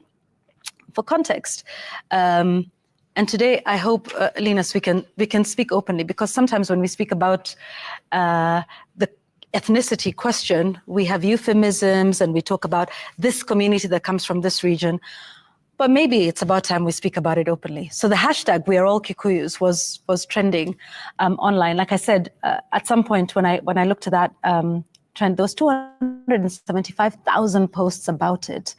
But this all stemmed from what we see as an attempt to say that this is for one region or one community or what's happening in that particular region.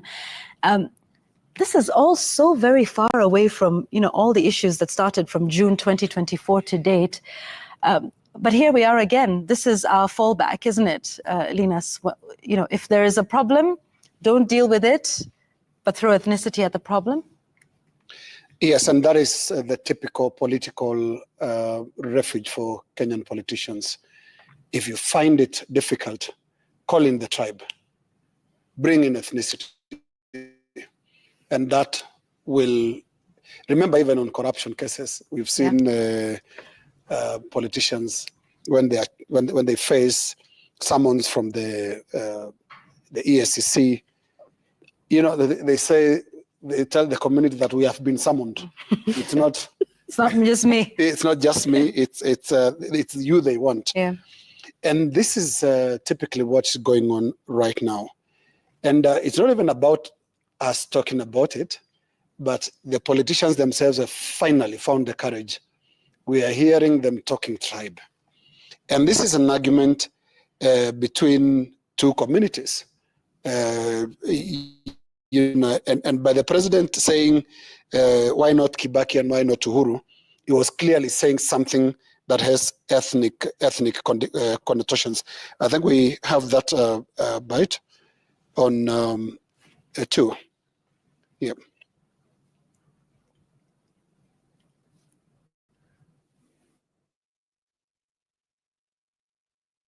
Tafadhali Bwana Rais, you shouldn't be the source of threats in Kenya. Wacha kutuambia ya kwamba tutakujua wewe ni rais. Sisi ndio tulikuchagua na tulikuchagua uwe rais wa Kenya. Wacha kututisha. Sisi hapana watu wa kutishwa.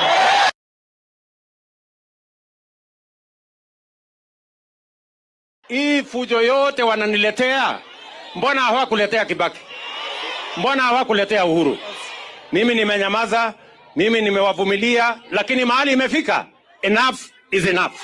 You can call me whatever names you want to call me, but I will make sure that there is peace and stability in Kenya by all means possible. Now, this is what the politics wants to reduce it to. It's not about any other grievances, except that this president is not coming from the same place as the last two. And is this really accurate that there's not been a lot of noise before against President Kibaki and President Uhuru Kenyatta? That's not true. What is true is all the presidents have always faced some challenges, either from their own regions or other regions.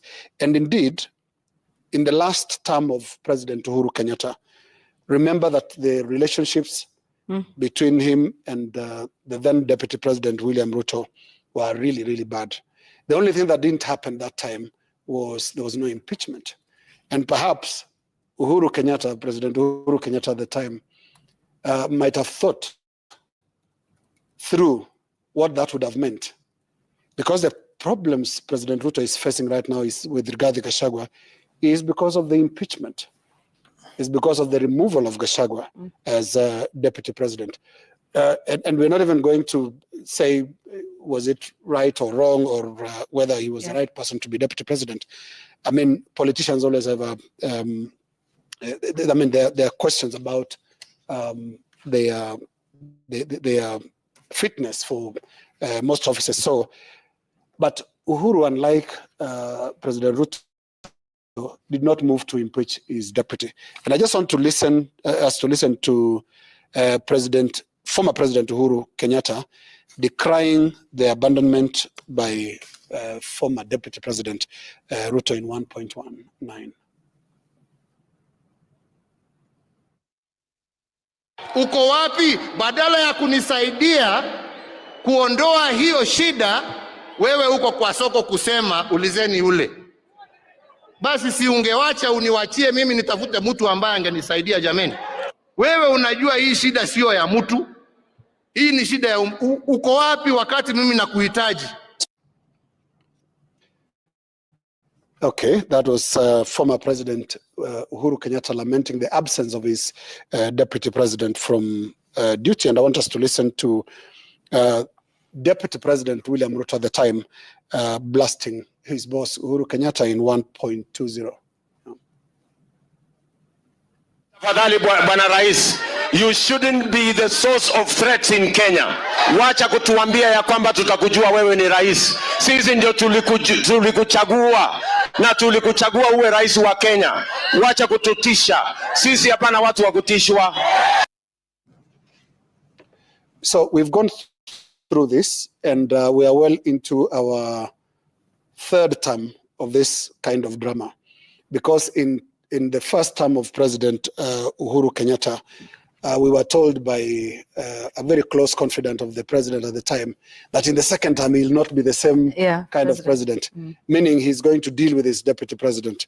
Now, and President Ruto, unlike his predecessor, did not wait for the second term, which is typically what a calculating politician would have done. He dealt with Rigathi Gachagua in his first term, and what we are actually experiencing right now is part of that fallout.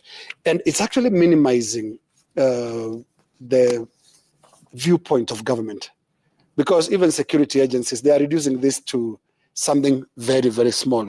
So much so that I think as a country we are missing the big elephant in the room. When youth turn up and say it's about the cost of living, it's about unemployment, it's about good governance. It's about the soft issues. But still, when the state agencies take their binoculars and all they see is Rigathi Gachagua versus President William Ruto, then we are caught in this, where for the last 1 year, we have not really made much progress politically, because there's a lot of firefighting, there's a lot of sniping between the two sides. And I think a lot of the time for this country is currently being wasted in those fights. Yeah, and just, as we take the break, they're using old tactics that might have worked 20, 30 years ago in terms of whipping up tribal emotions, where there's an issue with the people, but you have a political solution to it. So after June 2024, what do? You decide to bring on an opposition party into government. All of these responses might have worked then. But they don't work now with the young people, who, by the way, are the majority, because they see right through it, which was why that hashtag was trending, for them to say, look, if you're trying to make this about tribal, then, we're going to transcend that. And maybe it's about time that they started to sort of catch up with, this is a different, breed of young people in the country who see things very differently, and for whom the response would have to be different. But then again, yes. Just one thing that should be pointed out. Yeah. I mean, when the president talks about his two predecessors, the last three presidents have been elected by exactly the same political base. Go figure. Yeah. Very important point to note. Let's take a break. As we do that, this is to show you the efficiency of government. Like we reported just this evening, the High Court has said that the 6 commissioners and a chairperson of the commission were duly appointed, and that the government should re-gazette their appointment to regularize that, to enable them to be sworn in.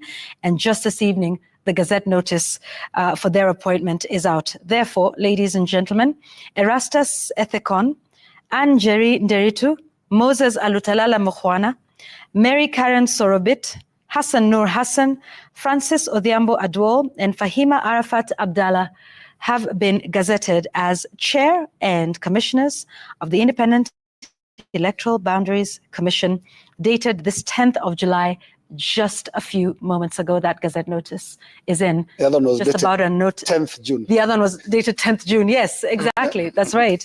So there you have it. Very quickly, right after the High Court has ruled, the government has gazetted the appointment of these commissioners of the IEBC. Let's take a break. There's lots that's happening. When we come back, we have more to talk about regarding the aftermath.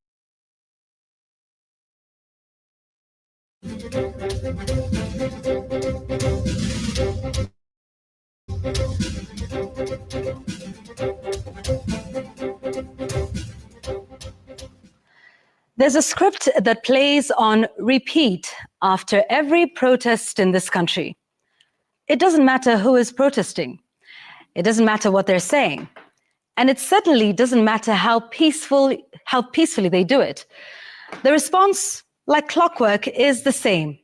Foreign agents, treason, an attempt to overthrow the government. In 2024, the Ford Foundation was publicly blamed until the accusation was quietly withdrawn. The president, if you recall, called protesters treasonous criminals.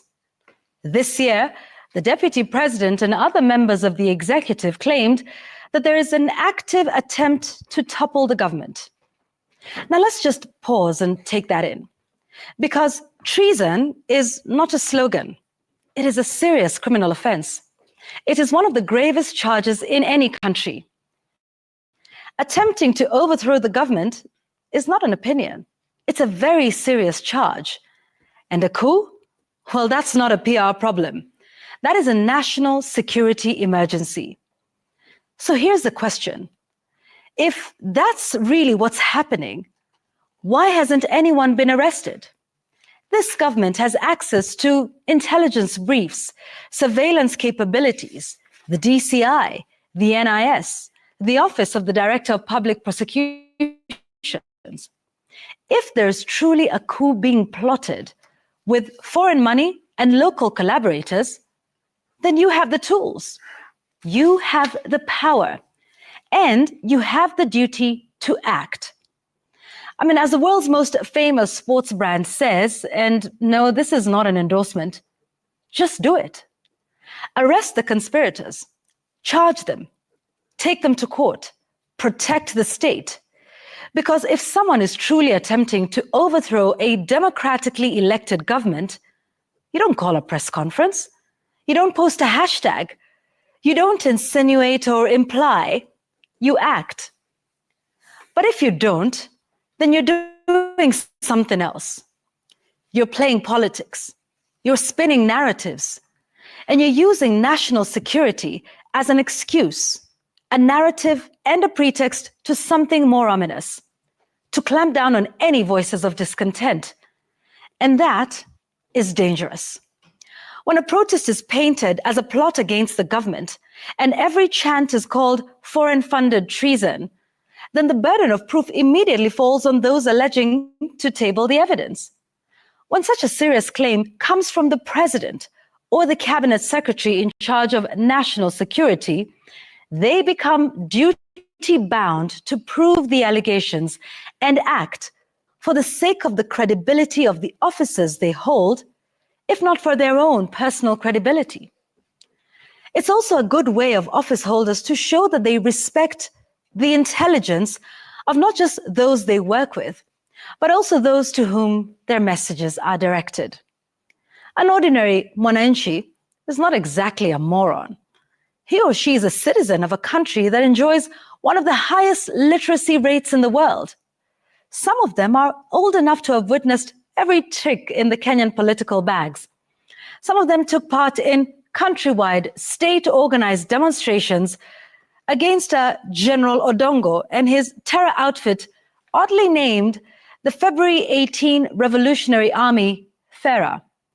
It was a thrilling episode of euphoric national fiction, organized by the state, invoking the oldest excuse in the book, national security.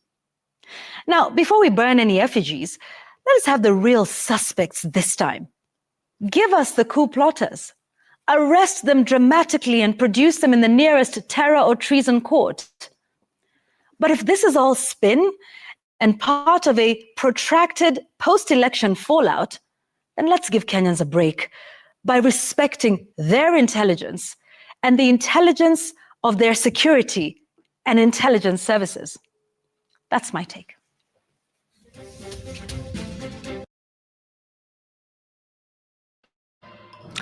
Welcome back. You're watching News Gang. So even with all the political rhetoric, there seem to be some people who are thinking of what happens and where we go from here.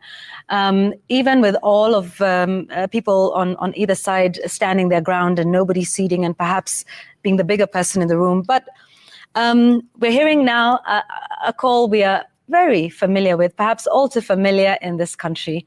Let's listen to Deputy President Kithure Kindiki. Plead with you, fellow countrymen.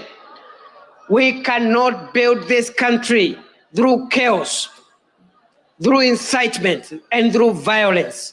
We must learn to resolve our national problems through consultations, discussions, and through peaceful means.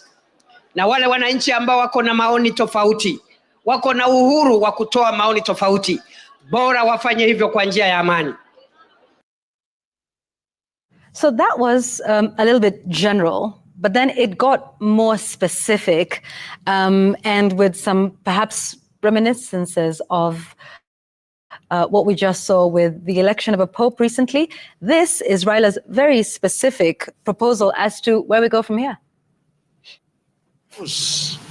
An inclusive, intergenerational, national conclave to hear our people across all divides and come up with irreducible reforms and changes necessary to take the country forward. So the conclave envisage comes up with better and sustainable ways for addressing transparency, accountability, and impunity, especially with regard to corruption, and ensuring that leaders are held accountable for their actions. I propose that the forum comes up with a comprehensive and sustainable strategy for addressing youth unemployment and the expansion of opportunities for youth in the formal and informal sectors. Such a national conclave must have a clear terms of reference and be populated and helmed by the most serious and sober minds in our nation. The proceeds of the national dialogue be subjected to a referendum. So, so first of all, a conclave is, do you want to define that for us? I feel, in fact, ill-placed or ill-equipped to do that. But we'll get to the definition of it in a moment. But yeah, that's Raila Odinga's prescription. You know, for sure, we need a solution out of this. We cannot continue like this because if it's about protests, killings, destruction of property. Then the government comes and says that watajua hawajui. Then we have another wave. Then there's some orders given across different parts of the country, orders that have no legal bearing, but have an impact on the national mood and even where we go as a country. There has to be someone or something being done to really resolve some of these concerns. And this is an opportunity that has been missed since June 2024. After that acknowledgement of what had happened, you recall the statement of the president on the 26th of June 2024, and subsequently in different platforms, including the interview with Linus and 2 other journalists.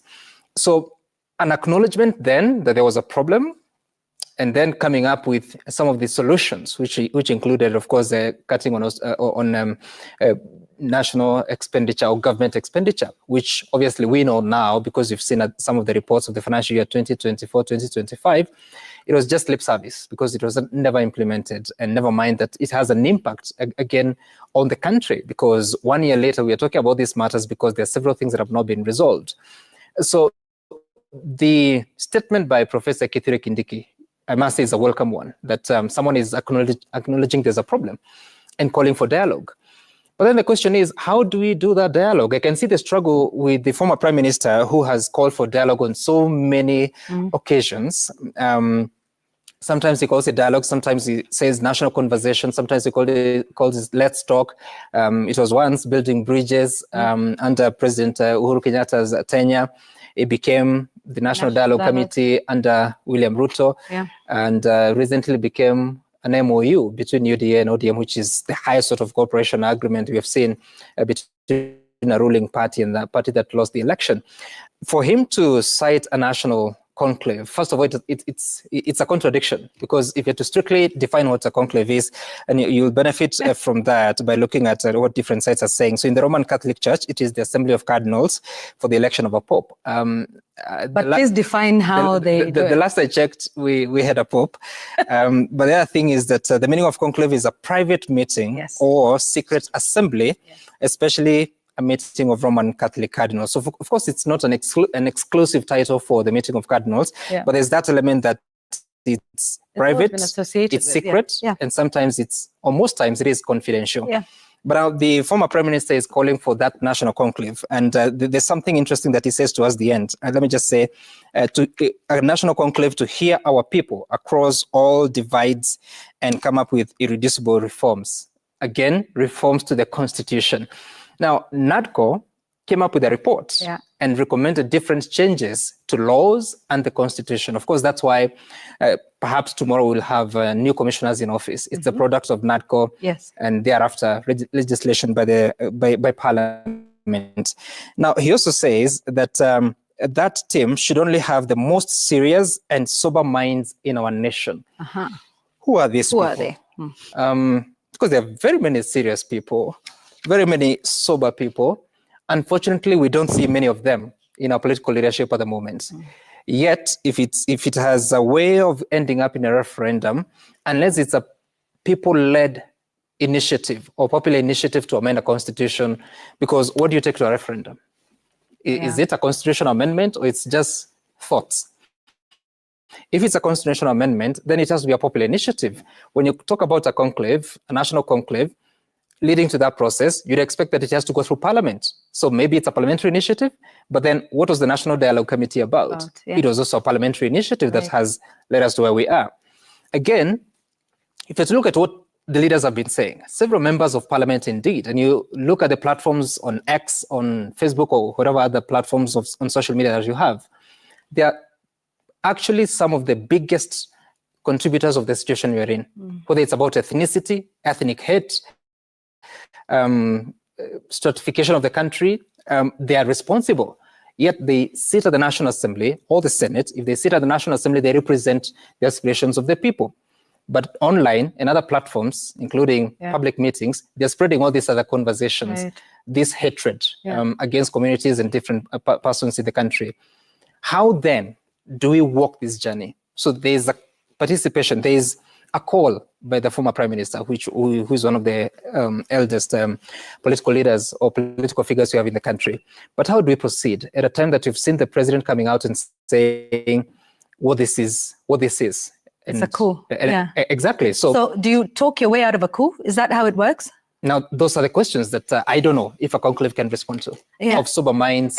And an the best. Yes, and an intergenerational one. Yeah. We've heard this before, perhaps not used that word, but if you recall last year after the June 2024 protests, the president attempted to put together a 100-member committee to talk. I think initially it didn't quite include young people. The young people complained, then they were added, and that disappeared out. Yeah, we didn't hear much of it. Yeah.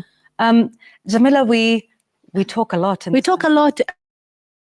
Yvonne, and in past attempts, you mentioned a few of them, what we were talking about, elite consensus. There were people at that level who ended up dishing out positions so that things can quiet down. Because of this whole thing about ethnicity, it comes in there, because you have this belief that tukipatia kiti people from particular communities, watu watatulia. That thing of mtu wetu akipata sisi pia tumepata. But that will not work this time, because there has to be something different. The young people have come out in ways that they never have in the past. They want things to change, because if you look at the things that they're asking for, opportunities, they want better use of resources, they want more accountability, they want good governance, they want jobs, they want opportunities, and those things need to be seen, to be given umuhimu, the fact that we're actually listening to what you're saying. Will this mean that you have an open dialogue with a lot of young people in it? I don't know.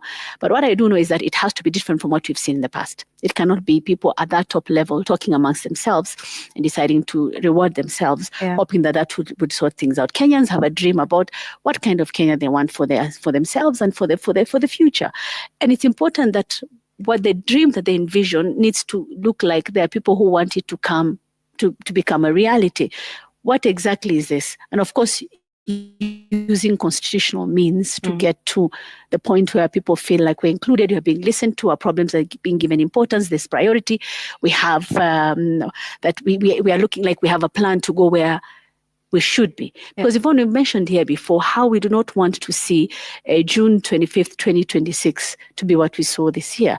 We don't want to see Sabasaba next year to be what we've seen this year. So there are things that have to be done for us not to see what we've seen this year. And you know, it's even about, on one hand, you hear, what's being said as an attempt to overthrow the government, and I am president, and this is what's going to happen, and this is what will not happen. Are these the people you want to speak with? So there's one hand, there's this tone that says no. And then on the other hand, there is, one that says, okay, let's sit down and talk. What does that table look like? And are we even at that point where temperatures are calmer for us to do that? There's been a response to that call for an intergenerational national conclave. Martha Karua was here with me earlier on Tuesday and responded to that call. We are together on that one. Okay. You cannot dialogue with somebody who has put a foot on your throat. And by choosing to identify with the boot, the person putting the boot on the throat of Kenyans, then that voice does not sound the same to me as it sounded before. So I talked of Kenyans of goodwill.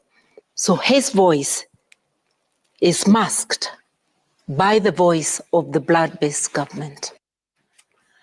So, Linus, we've had a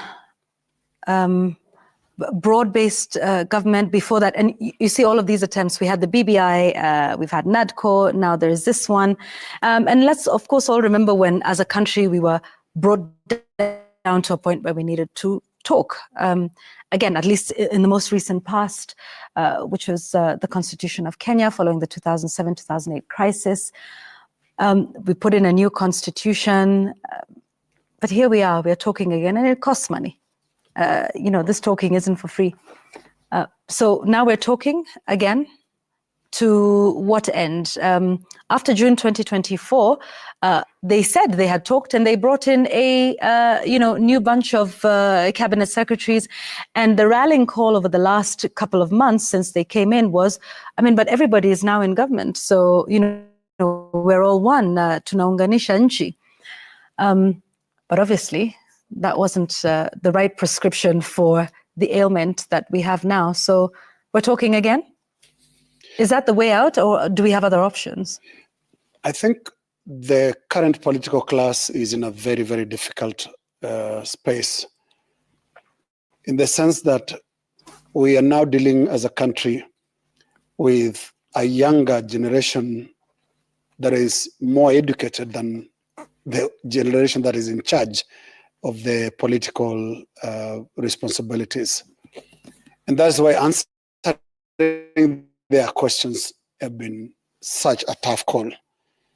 One thing that we need to start making easy to do in this country is the ease of conducting elections, and credible elections at that, where leaders can be changed peacefully and legally and constitutionally without much drama.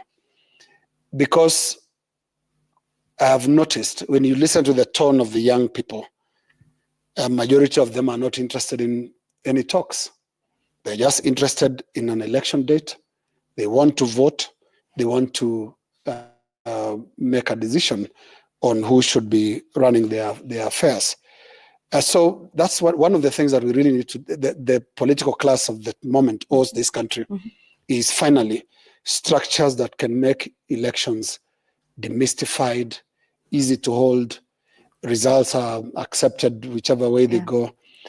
Because the older generation has suddenly, since June last year, been overtaken by events, which is why, and some spoke about the many attempts that we've had at these talks. You remember the talks that were supposed to be held immediately after the events of June last year, and it didn't take place because basically especially the younger generation did not think anything will come out of it.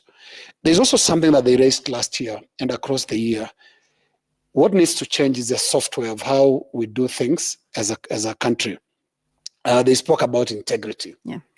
They spoke about depoliticizing places like churches. Do we need to talk about that?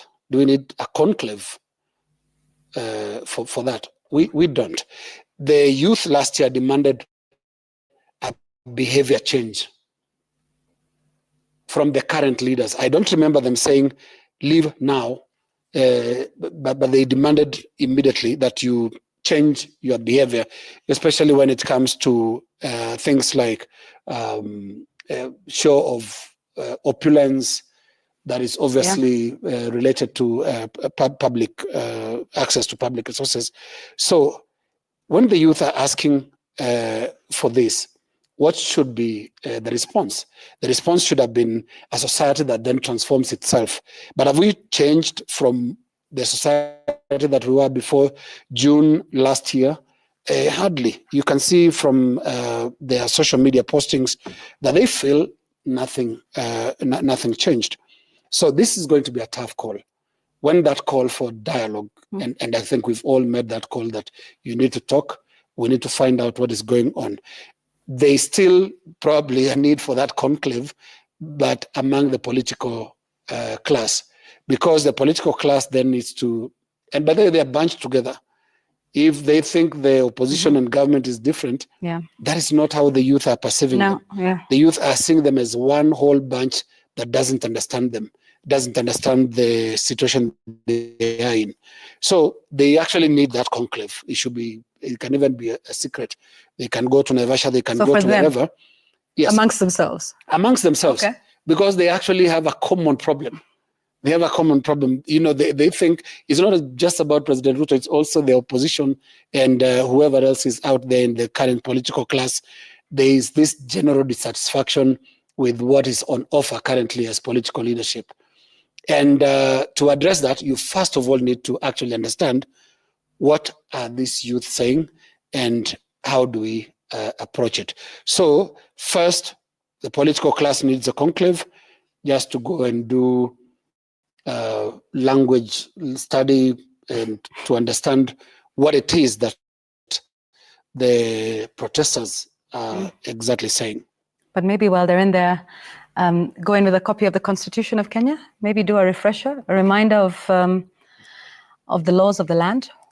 You know, Yvonne, I don't remember what number it was. The parliament that was led by Kenneth Marende. Which one was that? 10th or 11th? I don't remember the number. Oh. We are now at 13th, 12th, 11th. I think it was 10th, the one that gave us the constitution. And you recall that the country was more divided than it is today. Yet it is one parliament that was able to give us the constitution. Of course, the Grand National, what was the name? The Grand Coalition government. Yes. And at the same time, gave us very many statutes to implement the new constitution, some of which we talk about today were passed by that parliament. So really, it started off with serious warring factions. If you had to talk about the one led by Raila Odinga and the one that was led by Mwai Kibaki. And interestingly enough, the people that we have today, some of them were also part of that, including Martha Karua, who was on the side of Mwai Kibaki. So if that parliament was able to sit and diagnose what the problem was in the country and come up with a solution, how about today?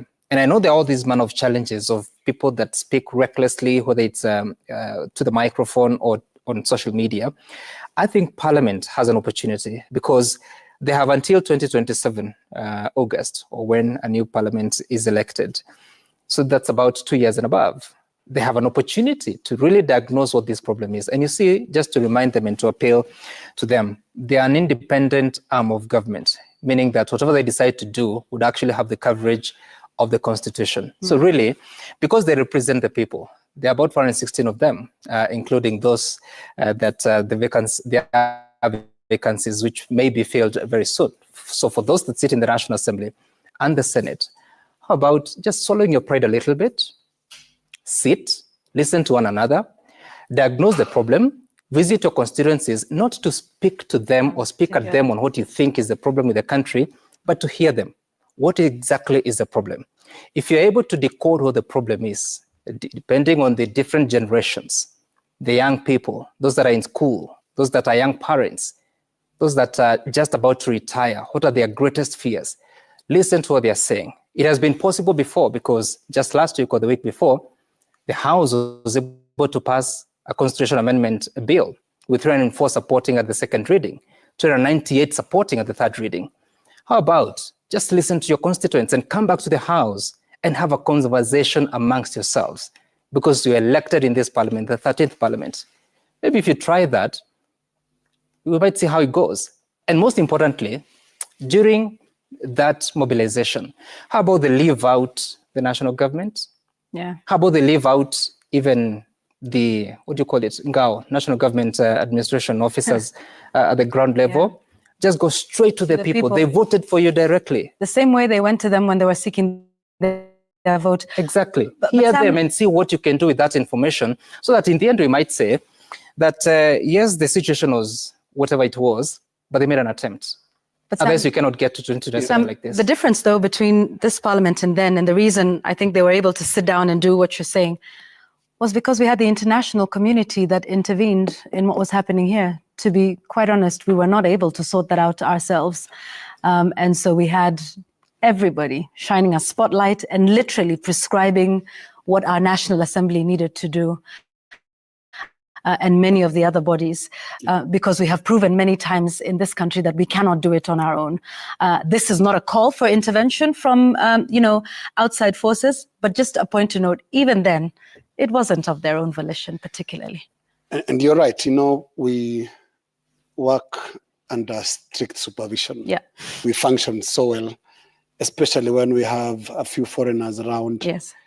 And this document that we are so grateful to have today, that is called the Constitution of Kenya 2010, was a product of very good supervision as well from a number of people.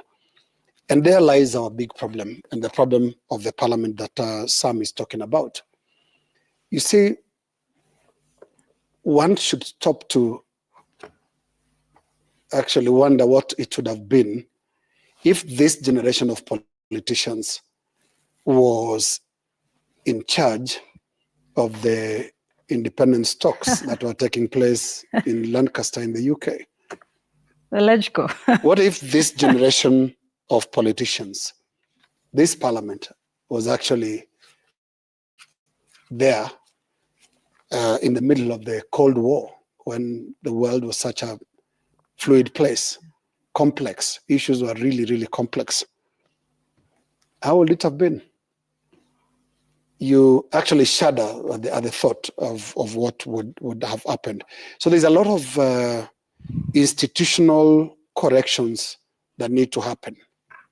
Today I saw the Speaker of the National Assembly operating from some rally in North Rift. Was it called what are they called? The empowerment. Yeah. The empowerment. Speaker of the National Assembly hanging around with MPs out there and singing the KK song, dancing, and in those. I hope there are no Sisos cuts involved, considering the traditions of different communities. But that is the entire office out there. Mm. Some expecting climb down from an Koech rally to leading an institution that is independent of the executive, that your other arms of government, is not easy. Now, when Koech, an MP, pretends to call for shoot to kill, is not reading that same constitution. Do we need supervisors also for us to read the constitution? That indeed the Inspector General of Police is not under any direction. That Inspector General of Police is supposed to make those independent decisions. But you remember the Kilimani video where the president was speaking. Who was standing behind there? Yeah. The entire national security apparatus. Yeah.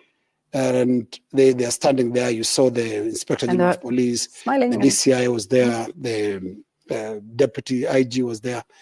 Do you think they're actually capable of the independence that the Constitution envisaged? And as long as we don't read the Constitution and implement it, so much so that our youth can look at Parliament and say they can expect leadership.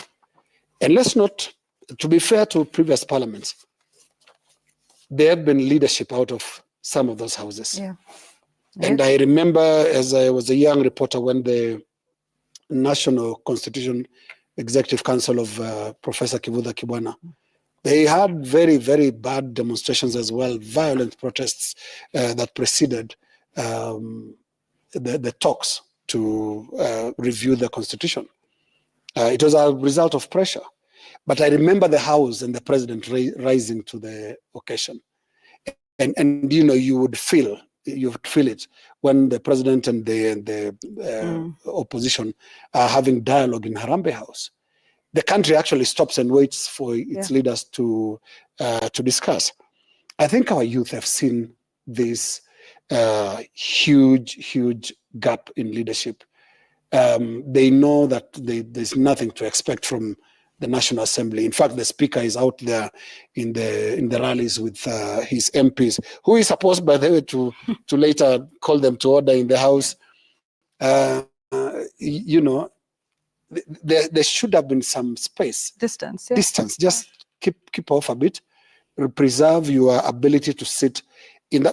And the Speaker, by the way, is third in line. Third in line, right? Yeah. Yeah. Meaning that's a potential president.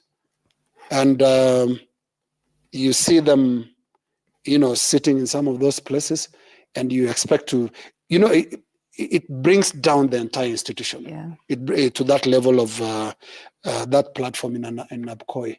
And these are some of the problems that we've gone through. When institutions are weakened, then let's not be surprised when this young, better educated, agile young population says we can see there is a vacuum across institutions. There is a vacuum, and they don't expect leadership and answers from the current political class. Yeah, indeed. Jamila, it's time to end this. Yes. I think we can let the youngest mamalize kitu. Age before beauty. Exactly.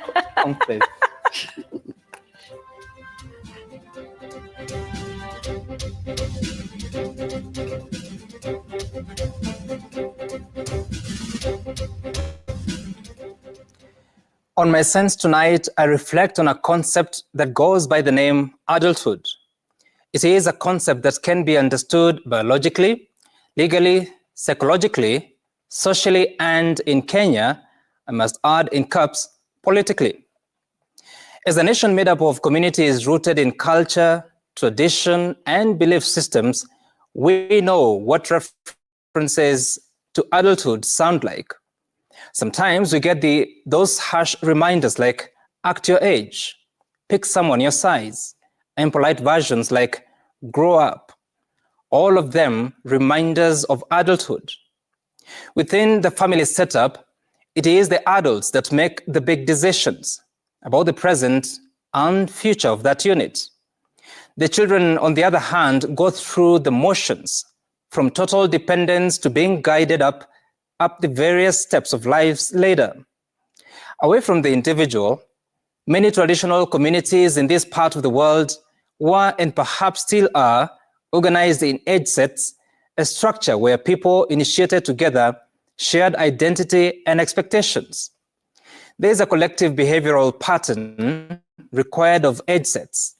If you went through the rite of passage in year 1 or year 7, your conduct was still expected to align. You are of the same age set. But maybe I am talking about old times. Today, our modern age sets are our institutions, defined by the Constitution of Kenya. Take Parliament, for example, whose slogan is, for the welfare of society and just government of the people. In this institution, it doesn't matter if you come from the most populous constituency like Ruiru or the smallest like Lamu East. They are all equals. Figuratively, they are an age set of sorts and are expected to be of same behavior. They are the adults in the room or house. Further up in modern institutions, the pyramid narrows to the tip. And as it narrows, numbers drop, but responsibilities rise. At the top of the pyramid is not privilege. It is restraint and responsibility. In traditional society, the peak of the pyramid was reserved for the chief, the age set leader. His behavior was not group-driven. It was anchored in wisdom, steadiness, and service. I am not a philosopher, but societies, whether old or modern, is organized in those enduring pyramids.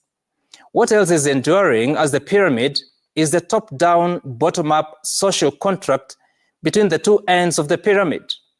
At a basic level, the social contract expects more from the adults, and depending on the level of the individual in the ladder of the pyramid, some responsibilities are heavier than others. Then there's a little science in this pyramid. A heavy, restless, turbulent apex that is prone to constant rocking can tip the pyramid. The structure only works if the top stays steady and the base stays strong. Back to the story of the individual, children behave as the custodial adult directs or allows. The adult does not command the status of fatherhood or motherhood. They are a father or mother because of how they conduct themselves. Fathers play the role of a father, and mothers, the mothers. And if out of frustration the mother backs at the children, they still must remember they have a duty to bring back the children to the line. If they don't, they must ready for a turbulent adolescence and reckless adulthood, which then becomes their legacy. That's my sense tonight.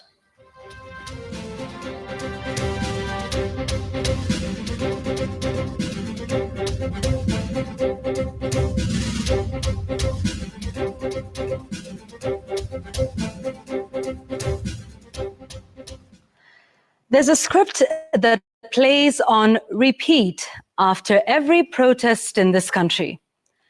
It doesn't matter who is protesting. It doesn't matter what they're saying. And it certainly doesn't matter how peacefully they do it. The response, like clockwork, is the same. Foreign agents, treason, an attempt to overthrow the government. In 2024, the Ford Foundation was publicly blamed until the accusation was quietly withdrawn. The president, if you recall, called protesters treasonous criminals. This year, the deputy president and other members of the executive claimed that there is an active attempt to topple the government. Now let's just pause and take that in, because treason is not a slogan. It is a serious criminal offense. It is one of the gravest charges in any country. Attempting to overthrow the government is not an opinion. It's a very serious charge. And a coup? Well, that's not a PR problem. That is a national security emergency. So here's the question. If that's really what's happening, why hasn't anyone been arrested? This government has access to intelligence briefs, surveillance capabilities, the DCI, the NIS, the Office of the Director of Public Prosecutions. If there's truly a coup being plotted with foreign money and local collaborators, then you have the tools, you have the power, and you have the duty to act. I mean, as the world's most famous sports brand says, and no, this is not an endorsement, just do it. Arrest the conspirators, charge them, take them to court, protect the state.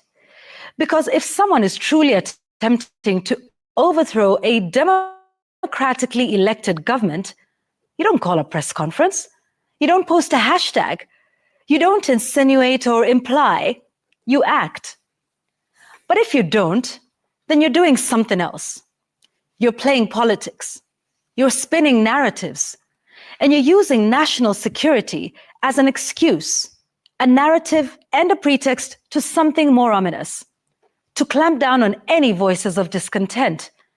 And that is dangerous. When a protest is painted as a plot against the government, and every chant is called foreign-funded treason, then the burden of proof immediately falls on those alleging to table the evidence.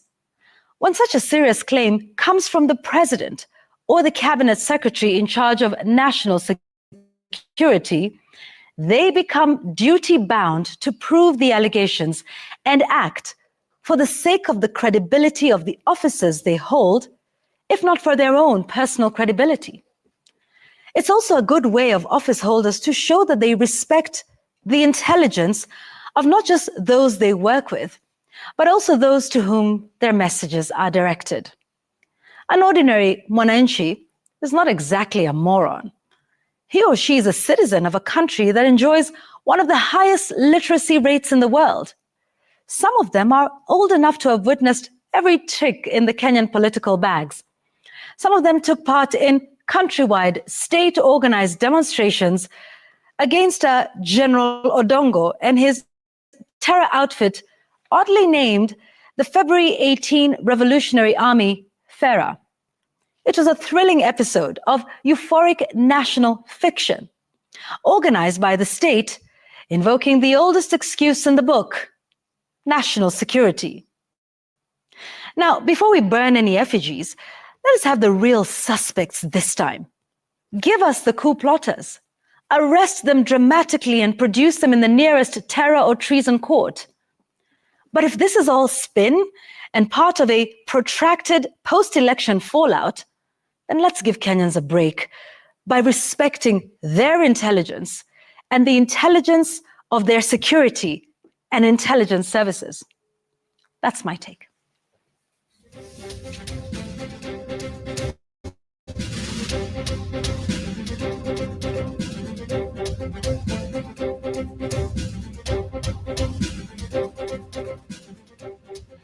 On my kicker tonight, 2 Kenyans have exercised their freedom of expression and freedom of conscience, as well as right to belief and opinion.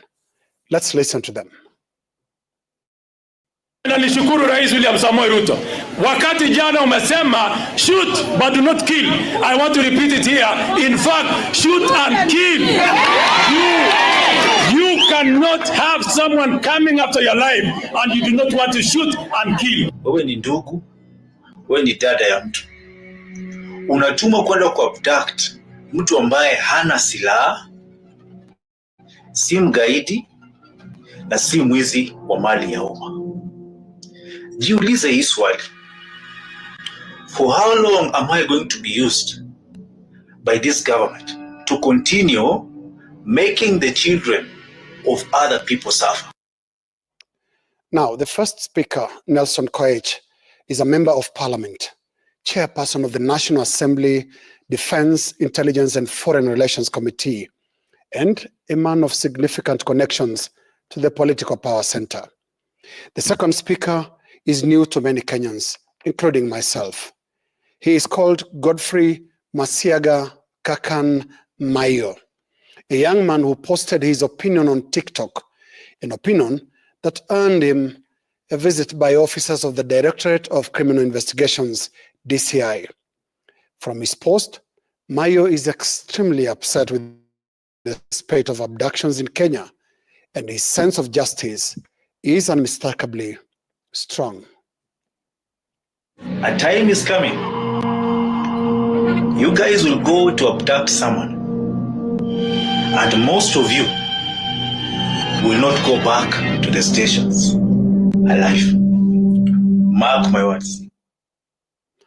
Now, for this admittedly fiery, justice and fairness spirited post, Mayo was arrested by the DCI ostensibly for inciting violence against the police.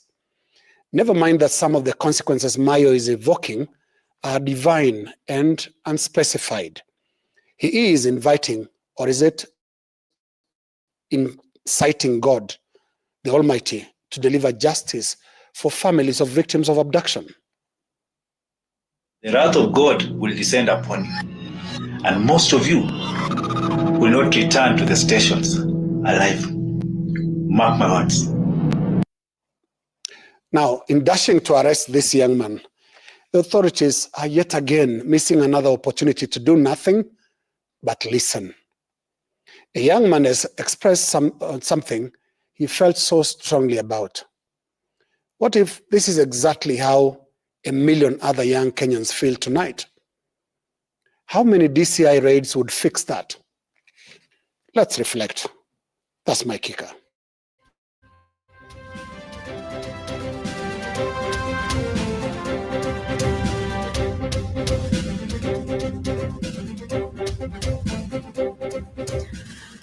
My memo tonight is an alarm bell. I ring it loud, first on behalf of Kenyan parents, and indeed every right-thinking Kenyan who is tonight equally perturbed by what I'm about to talk about. You see, leaders, especially political leaders, have taken to lecturing parents about the upbringing of children. They have been insinuating that Gen Z protesters as ill-mannered and poorly raised. I compiled some excerpts from the lecture series from our leaders.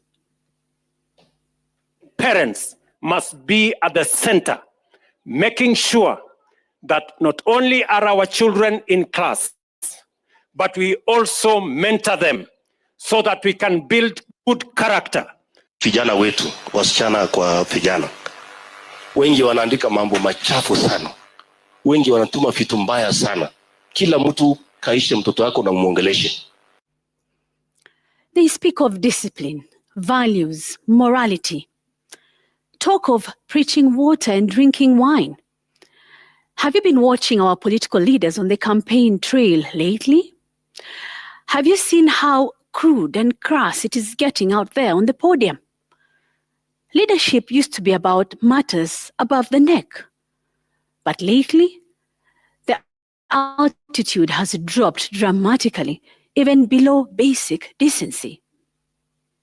Mzuri, mwanaume aliye na afya na akili timamu aendangi raundi moja. Anaendanga raundi moja. Na nyinyi wa mama unajua yule mwanamume mmoja si yule anaenda 1 round. Si anaenda raundi ya pili na ya tatu. Sasa mnataka kushukisha William Ruto 1 round. Una hii mbegu yangu ikimix mnaonaje?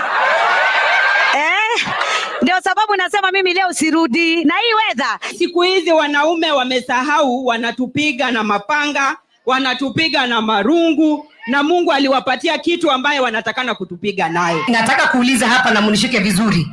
Mtu anasikianga utamu saa zile yuko ndani ama nje?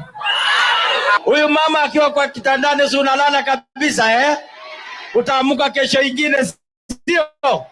Atoshi. You have seen and heard it for yourselves.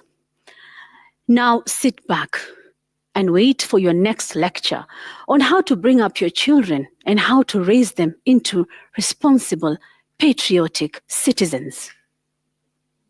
Ulisikia nyenga ati hai cousin. Ukifika Ukambani nyai cousin.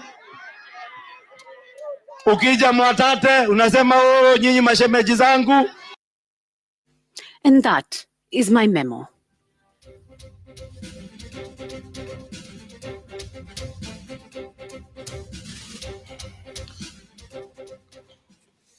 Yeah. It's not even midnight yet. Yeah. Jamila. Gituko tusome maoni ya wananchi. Yeah. Wakenya wameongea. Wamesema kwamba hamkuongea kuhusu property that was destroyed. Wengine wamesema kwamba let me just look at this. Someone saying that where is it? 11:22 p.m. Someone said that yes, that's exactly what I'm reading. You have not spoken about the property that was destroyed. And then there's someone else who says that it is very ironical when the government side points fingers to goons who infiltrate protests and cause destruction of property. Can the government look Kenyans direct in the eyes and tell them the owners of the goons? If at one stage or another, goons carrying with them crude weapons are seen walking side by side with the police, who eventually turn against unarmed protesters, shooting at them left, right, and center, the common Kenyan is left mesmerized. I choose to remain anonymous. They're not sharing what their name is. Then there's someone here who says that I have followed. Yes, if we borrow a leaf from the 10th Parliament, we can deliver better Kenya, indeed even the Kenyan dream. Speaker, I was never under external supervision. We're still trying to check if that's actually the 10th Parliament Speaker, Kenneth Morende, but yeah, has shared with us that view. And yeah, so in exact response to the person who raised these questions about property destroyed, I think one of the most devastating facts was to see much of this property being destroyed is wealth of the first generation. These are not people that have had several generations of wealth. This is their attempt at life. Building generational wealth. Exactly, at supporting their families. So to see Maguna supermarket, a county supermarket, and I think there was another one in another... The lady who had her 3 supermarkets yes. looted and destroyed? Yes. Yes. Right. So it's so unfortunate. And I think we have to find a solution. But while at it, if police officers are available to barricade roads so that you don't get into the city, maybe we should also have heightened support for property also outside Nairobi. Yeah. And not to mention the lives and futures that have been lost and completely disrupted by young men and women who are being killed every day, usually in their prime, just sort of starting in their careers and their lives with young families. And that is all, of course, nipped in the bud. 31 people.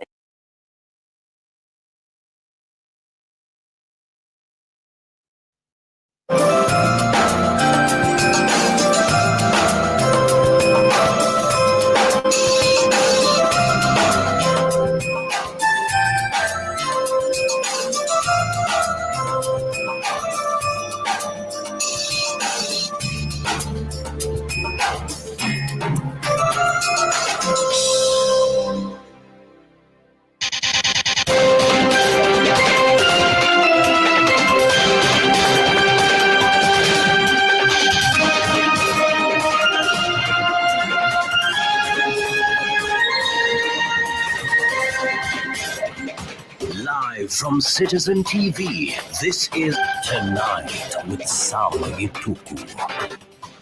Hello there. Thank you for choosing Citizen TV on this 10th day of July 2020. 25. And tonight on Data Point, we're focusing on the numbers from the Kenya Revenue Authority, who have released the data in as far as the collections are concerned. And in the financial year ending June 30th, which is just about 1 or 2 weeks ago, they collected up to 2.57 trillion shillings in those 12 months. And out of that, you're talking about an increment or a growth of 104 billion shillings, which are translating to 6.8%. You'll also be looking at what that means when it comes to agency collections, which are now standing at 248 billion shillings. That's the figure that should have been there, but that's what we'll be focusing on Data Point. But also tonight, the News Gang is back as we focus on the latest in as far as the conversations in the public sphere. What a week it has been. You remember, this is the week of Saba Saba, the demonstrations that were on Monday, and the very consequential developments that have happened after that. That's later on News Gang. But first, here are the top stories tonight.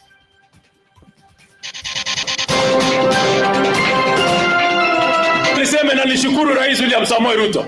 Wakati jana umesema shoot but do not kill. I want to repeat it here. In fact, shoot and kill. You shoot and kill them. National Assembly Intelligence Committee Chair Nelson Koech now wants police to shoot and kill protesters. Lakini Mungu ni nani bwana? Mimi ndiye niko hapa kwa sasa. Wajipange. They will believe it. President Ruto tells his critics to accept he is president, warns against protest and distraction. We cannot ignore these things, and because we are dealing with a political situation and say, crackdown on protesters. Terrorism charges preferred against 36 protesters as MP Mukunji is freed on bail.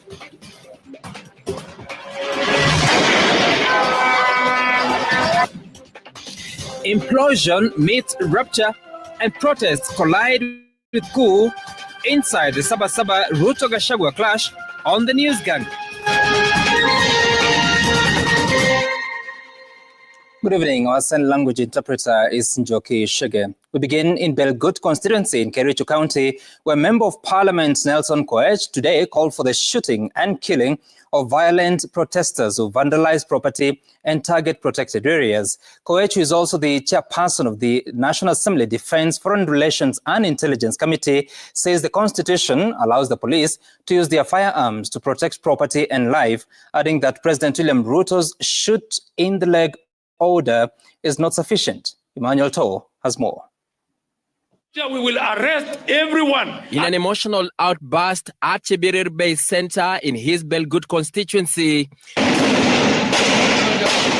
MP Nelson Koech called for a shoot-to-kill order against anti-government protesters. Na mimi nataka niseme na nishukuru Rais William Samoei Ruto.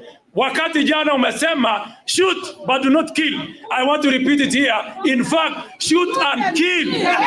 Koech also serves as the chairperson of the powerful National Assembly Defense, Intelligence and Foreign Relations Committee, urged the police to use lethal force against lawless protesters who loot property. You cannot have someone who is going to terrorize you and your family, and you are telling me you cannot shoot and kill. You cannot have someone who is coming after your businesses armed and with weapons, and you want to tell me that you cannot use shoot and kill. The Constitution, the Police Act, has given the police the powers to use their arms where they have evaluated the risk of their lives is in danger. The MP adding State House and other protected areas to places where violent protesters should be gunned down. Anyone who wants to go to a protected area like State House is not an ordinary person. That is a criminal. That is an armed person that must be dealt with equal force. And the only force that applies to such people is to shoot and kill. Koech turning his guns on the opposition leaders who claim the government has been hiring goons to fight off demonstrators. If you think that the government is sending goons and assassins to attack people's property and investment, why do you have a problem when the government then goes after the people they have sent, as you claim? Why we will arrest everyone, and I can tell you they are terrorists, and they are going to be charged as either facilitating terrorism or they are terrorists themselves. Yule mama ambaye alichomewa biashara yake ya county supermarket alifanya makosa gani? The lawmaker telling off opponents over the one-term mantra against President William Ruto, saying he will serve 2 terms. Opuzi yenu mnatuambia sijui one term ya nani? Nani alikwambia sisi ndio tutakaa one term? Kibaki hakukaa one term, Uhuru hakukaa one term. Sisi umeona wakati imetufikia ndio sisi ndio washenzi tukae one term. Tunapiga term mbili. Unulize. Ati wanatupangia na sisi tumekaa hivi. Kama ni kupanga, wasifikirie hatuwezi kupanga. Ni vile tunapenda amani na wachunge hii amani sana. Emmanuel to Citizen TV. At the same time, President William Ruto has reiterated his tough stance over the recent protests, saying the constitution requires him to protect lives and livelihoods. The president said some of his critics are yet to believe that he has ascended the office of the president, as Ruto Vows now reports. In what appeared a less charged recap of his tough talk against the chaos witnessed on Sabasaba, President William Ruto has warned that deaths, rape and destruction of property cannot pass for the right to protest. How is it that a demonstration or protest ends up in death, in rape, in destruction of property, in destruction of business? And is that really what we want to do as a nation? I dare say no. And for now, I am the custodian of that constitution, and I will make sure that I will defend the constitution of the Republic of Kenya. Tuko pamoja, my friends? Yes. Until somebody else takes over, I am here, and I will make sure that hii mchezo tunawachana naye. The president asserted that some of his critics are yet to accept his ascendance to office nearly 3 years down the line. Kuna watu walikuwa na matatizo sana. Hata saa hizi bado hawajaamini mimi ni rais. Bado wanahangaika. Mimi ndio niko hapa kwa sasa. Wajipange. Mimi ndio niko hapa. President Ruto defended his job creation record, saying he has delivered on his promises. Many people were asking me, what the hell about houses? What is this about houses? Who doesn't have a house? We had all manner of debates around housing. Let me tell you, it wasn't so much about the jobs. It wasn't so much about the houses. It was so much about the jobs. Because of the housing program, for which I have paid a very high political price, there are 320,000 people, young people, working. Elsewhere, Interior Cabinet Secretary Kipchumba Murkomen, speaking in Tana River County on Thursday, maintained that the government will not sit back and allow anarchy to reign. This idea of coming to Maandamano and saying we want to invade police station, we want parliament, we want to ban judiciary, and therefore we want to invade State House. That is not protest. That is not issues of grievances of governance. That is actually madness that we must not accept in our country. Murkomen having preceded President Ruto in instructing the police to use their guns on those who, under the cover of protests, cause damage to property. Olive Burrows, Citizen TV. Now, 36 individuals arrested during the recent June 25th and Sabasaba protests have now formally taken plea on terrorism charges as government intensifies crackdown on protesters. This follows the approval of charges by the DPP, Renson Igonga. Among those facing charges are political allies of former Deputy President Rigathi Gachagua. This as the court has released Manyata MP John Gitonga Mukunji on bail, even as TikToker and business person Godfrey Kakan Mayo remains in police custody over incitement claims. Melita Oletenges reports. 2 days after the Director of Public Prosecutions, Renson Igonga, approved terrorism charges against 36 suspects linked to the June 25th and Sabasaba protests, all have now taken plea at the Kahawa Law Courts. The group includes 10 people from Matu in Machakos, 24 from Kikuyu, and 2 from Kiambu. Among them, political allies of former Deputy President Rigathi Gachagua, Kinyanjui Wanjiru, Elias Kawanjiru, and Sarah Wanjiko Thiga. The DPP alleges that the accused were involved in the destruction of public property in Kikuyu, including the law courts, probation office, sub-county offices, and the chief's office, in what has been described as coordinated acts of domestic terrorism. Your Honor must be explained. Meanwhile, Senior Magistrate Kipkemoi Koech has overruled a police application to detain Manyata MP John Mukunji and 2 co-accused individuals for 14 more days. The court granted each a bail of 300,000 shillings.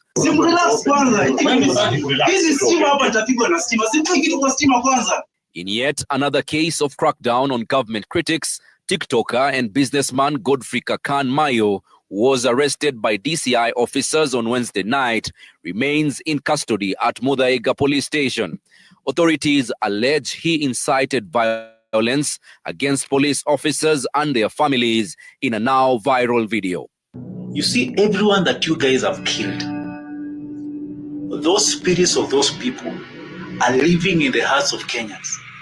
And those spirits will not be silent until you guys have paid the price of all your actions. His family, however, says they have not been informed of any formal charges and are demanding his immediate release. Tumeongea, ameniambia ana shida, aliojiwa tu, hajapigwa, hajafanywa anything. Yangu ni kuwa ni ujumbe kwa serikali kuwa haya mambo ya vijana tuyaangalie kimakini kidogo, kama itaweza tuwe na national conversation. Many youths are really being oppressed, and them speaking out does not mean that they are against the government. Them speaking out is the act of being a citizen, speaking out whatever we are feeling, actually. It's not out of context. Kakan is expected to be arraigned at the Kahawa Law Courts. Melita Oletenges, Citizen TV. In the meantime, the family of a man whose body was seen being dragged on the ground by police officers in Juja is in distress and has decried the brutal manner in which Harrison Wachira was humiliated in death. Laura Otieno now reports on the pain of families, including that of a 16-year-old student who was allegedly beaten to death by police officers in Embu during the Sabasaba protests. Oh my God! The video went viral on social media on Monday. The man whose body was dragged by police has been identified as Harrison Wachira. Today, his family is still reconciling with the horror and indignity meted on their kin. 37-year-old Wachira, confident of the assurance by government to protect lives and property on the day of the Sabasaba protests, was at his place of work in Juja. Hours later, hell broke loose. Akaniambia huku ni kubaya. Nikamwambia wewe fanya hivi, funga kazi, usifanye kazi, uende nyumbani, nitakuja nitajua njia yenye nitapitia. The dedicated mechanic was however felled by a bullet. He had reportedly taken cover behind stalled lorries. The familiar pieces of metal that had fended for him and his family became his deathbed. Na Wachira alipigwa risasi na ngari ya Subaru zenye zinaenda bila number plate. Amepigwa risasi hapa pande ya kulia ya shingo, mwili yake haijakanyangwa, ile matope iko nayo kwa nguo ni ile alifurutwa chini kama mnyama.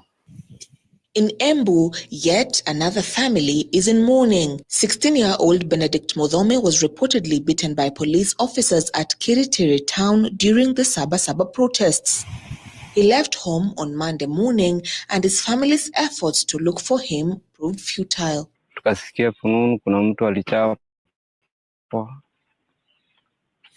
akaumizwa, akapelekwa Embu akiwa hali mahututi. Hakupatikana kwa vitabu za Wanda. Finally alipatikana kwa kitabu ya mochari akiwa known. With the government showing little remorse and making no apologies for the apparent use of brute force, families are left with permanent scars. Sisi tunapeaga hata maiti heshima yake. Kwa hivyo siku ingine nawaomba, hata askari ni watoto wetu, ni ndugu zetu, ni baba zetu, naomba wachukulie mtu kama mtu. Harrison Wachira's post-mortem examination will take place on Friday at the General Cargo Funeral Home in Thika, where his remains are preserved. Laura Otieno, Citizen TV. Indeed, very heartbreaking stories for the families. At the same time, autopsies conducted on 5 individuals killed during the Sabasaba protests have confirmed that they died from gunshot wounds. Forensic examinations also revealed that 2 bullets were recovered from the bodies of Paul Makori and Anthony Maina, who were fatally shot by police officers in Kangemi and Kahawa West areas, respectively, during the demonstrations. And on Citizen TV's Ben Kirui now reports at least 40 people, including children, are currently receiving treatment for gunshot injuries at Kenyatta National Hospital, underscoring the scale of the violence that marked the protests. For the second consecutive day, families of those killed during the Sabasaba protest camped outside the Nairobi funeral home, anxiously awaiting post-mortem examinations of their loved ones. Although the procedures were initially postponed on Wednesday, government pathologists resumed the autopsies on Thursday. Post-mortems were conducted on 5 bodies, with the findings confirming that all the victims died from gunshot wounds. Bullets were retrieved from the bodies of Paul Makori, who was fatally shot in Kangemi, and Anthony Maina, who was killed in Kahawa West. Nimepata kushuhudia kwamba alishutiwa mara mbili. Lakini risasi ambayo imepatikana katika mwili wake ni moja, na wote waliokuwepo pale, madaktari wote wameweza kuona hayo. Yake imeonekana ilikuwa alipigwa risasi hapa, intestine katoka, halafu bullet imeonekana spinal cord. In the case of Elvis Musavi, Peter Gashanja, and Joseph Wangai, no bullets were found, but pathologists reported that the 3 died from excessive bleeding caused by gunshot injuries. At this point in time, we've been communicating with the families. And what is very clear is that all the victims are from informal settlements. And the families are families of very little means. We are appealing to Kenyans at this point in time to kindly stand with the families. Meanwhile, more than 40 individuals, including children, continue to receive treatment for gunshot wounds at Kenyatta National Hospital. All were injured during the violent Sabasaba demonstrations held across various locations. Among them is 14-year-old Solomon Njoroge, who was shot in Limuru. His family says he was playing football at the time. Mtoto alikuja na akatoa uniform, lakini sikujua akitoka akaenda kuna pali pengine wanaendanga huko karibu na kwetu, wanaendanga kucheza mpira. Haki ya kibinadamu hairuhusu hata kama tunapigana tupige watoto.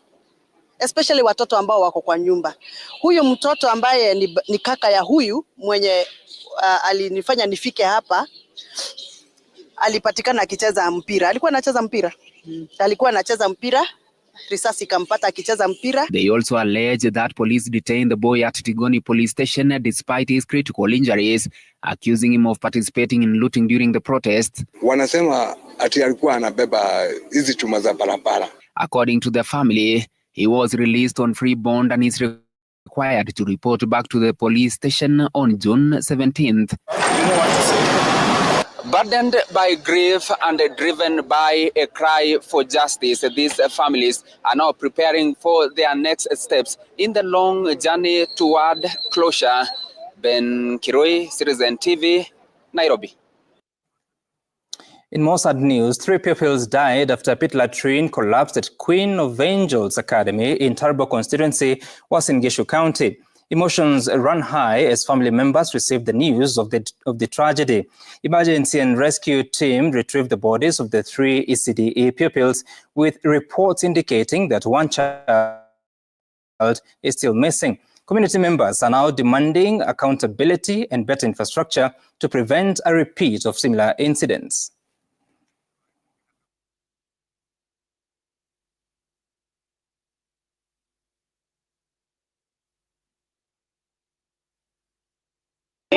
Choo ilikuwa imejengwa vizuri, sababu imejengwa kuanzia chini mpaka juu. Ilianza kujengwa kuanzia chini, and I think it's because of the heavy rainfall that these areas experienced for the last 2 days, and yesterday it was really very heavy. So we We'll expect the expert to give us a report on the same. Wachenzi mara mingi wenye mnapewa kazi katika nchi yetu ya Kenya, tumekuwa walafi, tumekuwa watu wa kudanganya. Wacha tufanye kazi, unapopata ile kazi iweze kukusaidia katika maisha yako. Usije ukafanya kazi ili iharibike ili uweze kupata kazi kesho yake. Kwa hivyo lazima tuwe wangwana wa Kenya. Upande wa hizo choo, mimi ni mzazi hapa kwa miaka mingi. Mtoto wangu ameanzia hapa darasa ya chini, darasa la chekechea, hadi wakati huu wako college wamekuwa wakitumia hizo vyoo. Hiyo vyoo ya watoto ndio pia walimu wetu wa hii shule wanatumia. Walimu wetu wanatumia choo hiyo moja na watoto wetu wa chekechea. And with that sad story, we're taking a short break here on tonight. When we come back, remember I told you that we have data point tonight focusing on the numbers as reported by the Kenya Revenue Authority. We'll be looking at those figures, what's in the 2.57 trillion shillings that was collected up to June 30th this year. Stay tuned for that.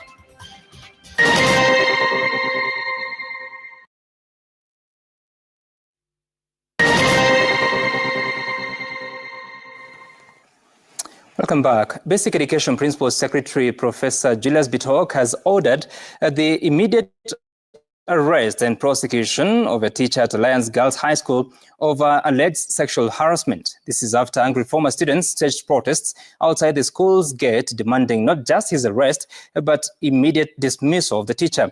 Willie Lusige has more. Chants of former Alliance Girls students condemning the alleged predator at school. The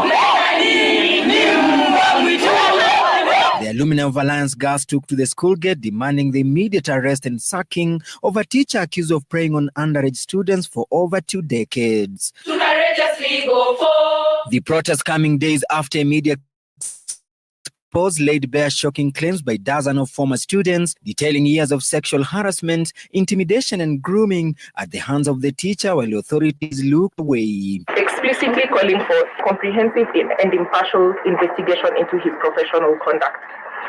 2, that be immediately suspended from all his duties, including teaching. The alumni also called for the urgent counseling services for the affected girls, many of whom were minors when the alleged abuse happened, to help them heal the deep psychological scars. The second bare minimum demand is a public statement from the Board of Management of the Alliance Girls High School explaining to us what process they're taking. One of the persons that needed really to be interviewed was the teacher also.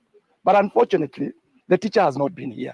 So you allow us to let the investigating team finish its work. In response to the demands, Education PS Julius Bitok ordered for immediate arrest and prosecution of the teacher. He further directed investigations to be extended to all schools countrywide to flush out teachers implicated in preying on underage students, declaring that this culture must end. And that teacher is going to be punished, is going to be interdicted. We have talked to TSC and all the other stakeholders to ensure that is arrested. And it's not only Alliance, any other school in this country. The recent expose revealed harrowing accounts from dozens of former students accusing the teacher who joined the school in 1999 of silently abusing underage girls for years, exploiting his position as a religious leader to shield himself from scrutiny.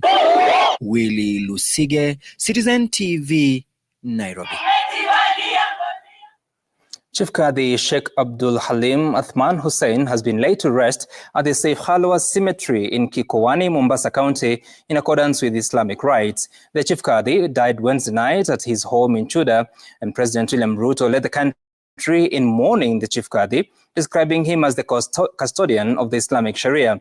Chief Justice Martha Koome also eulogized the Chief Qadi as a dedicated man who committed his life to the service of justice. And as Francis Mtalaki now reports, thousands of mourners gathered to pay their final respects to the country's top Islamic judicial authority. Thousands of mourners, including Muslim leaders, the political class, and faithful gathered at Masjid Noor in Bondeni, Mombasa County, to pay their final respect to the country's top Islamic judicial authority.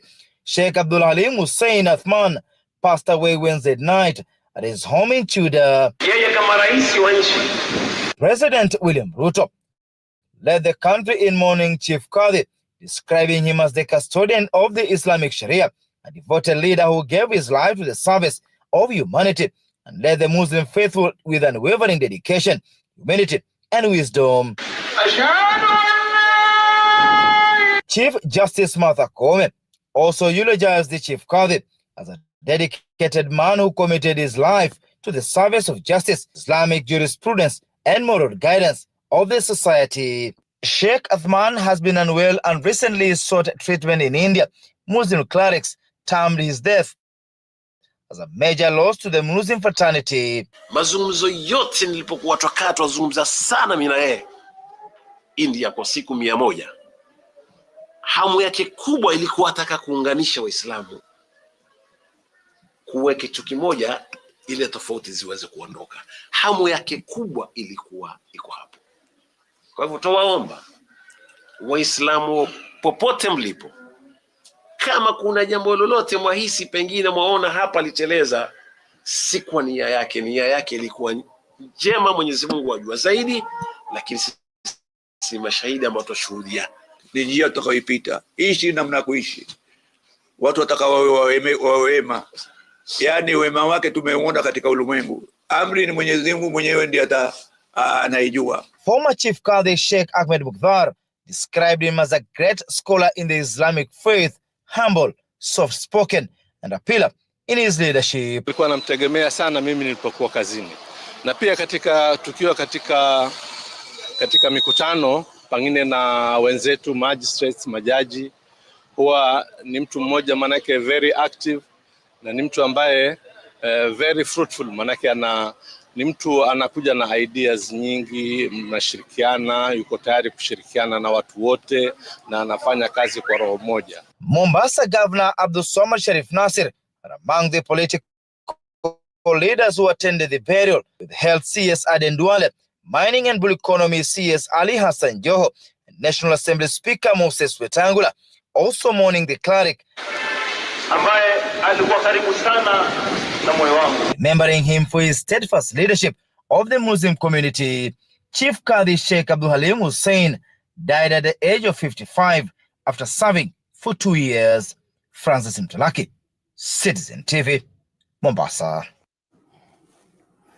The Director of Public Prosecutions, DPP, has approved murder charges against police officer Klinzy Baraza Masinde over the killing of hawker Boniface Kariuki during protest in Nairobi on June 17, 2025. The DPP informed the court that Baraza will be charged on Friday before High Court Judge Kanyuki Mondo. The second officer, Duncan Kiprono, has been set free after the DPP said no murder charges will be preferred against him. Baraza will be charged with murder for offending the penal code of the laws of Kenya. And of course, Baraza Masinde, who fatally shot Kariuki outside Imenti House within Nairobi CBD, will be remanded awaiting his arraignment on murder charges. That information, Your Honor, has since been filed in the High Court, and it is now HCCR stroke E010 stroke 2025. We have availed a copy to the court, and the matter will be mentioned tomorrow before the presiding judge of the High Court, the Honorable Justice Kimon. Following the information by the DPP, so the second respondent hearing will be set at liberty unless otherwise lawfully done. Furthermore, the first respondent will be remanded awaiting his arraignment before the High Court to face the murder charges that have been preferred by the DPP. Now, the Kiambu County government raised 5.45 billion shillings in on-source revenue in the just concluded 2024-2025 financial year, translating to an 86% increase in the last 2 years. Speaking during a conference at the county headquarters, Governor Kimani Wamatangi said the increase was realized without raising existing fees and levies, but through prudence after automation of the revenue systems that sealed loopholes that allowed theft at the point of collection. The governor further revealed that the county revenue has grown from 2.9 billion shillings since he took office, enabling visible development projects, including the completion of some 312 ECD centers, construction of 26 level 3 and 6 level 4 hospitals, equipment upgrades, installation of solar streetlights, and distribution of farming inputs like piglets, kienyeji chicken, maize seeds and fertilizer. County Finance CA Nancy Kirumba credited the revenue increase to the adoption of an enterprise resource planning system which automated services such as revenue reporting. No, none of our suppliers complaining because they brought us their goods, because they gave us services or contracted for us and were not paid. That is how we have managed to build our ECD centers, 309 in those 2 years. And this year, we are contracting at one time, one go, 178 ECD learning centers. It's because our people have now gained confidence in the county government of Kiambu, that when we say you come work with us and you deliver, then we pay.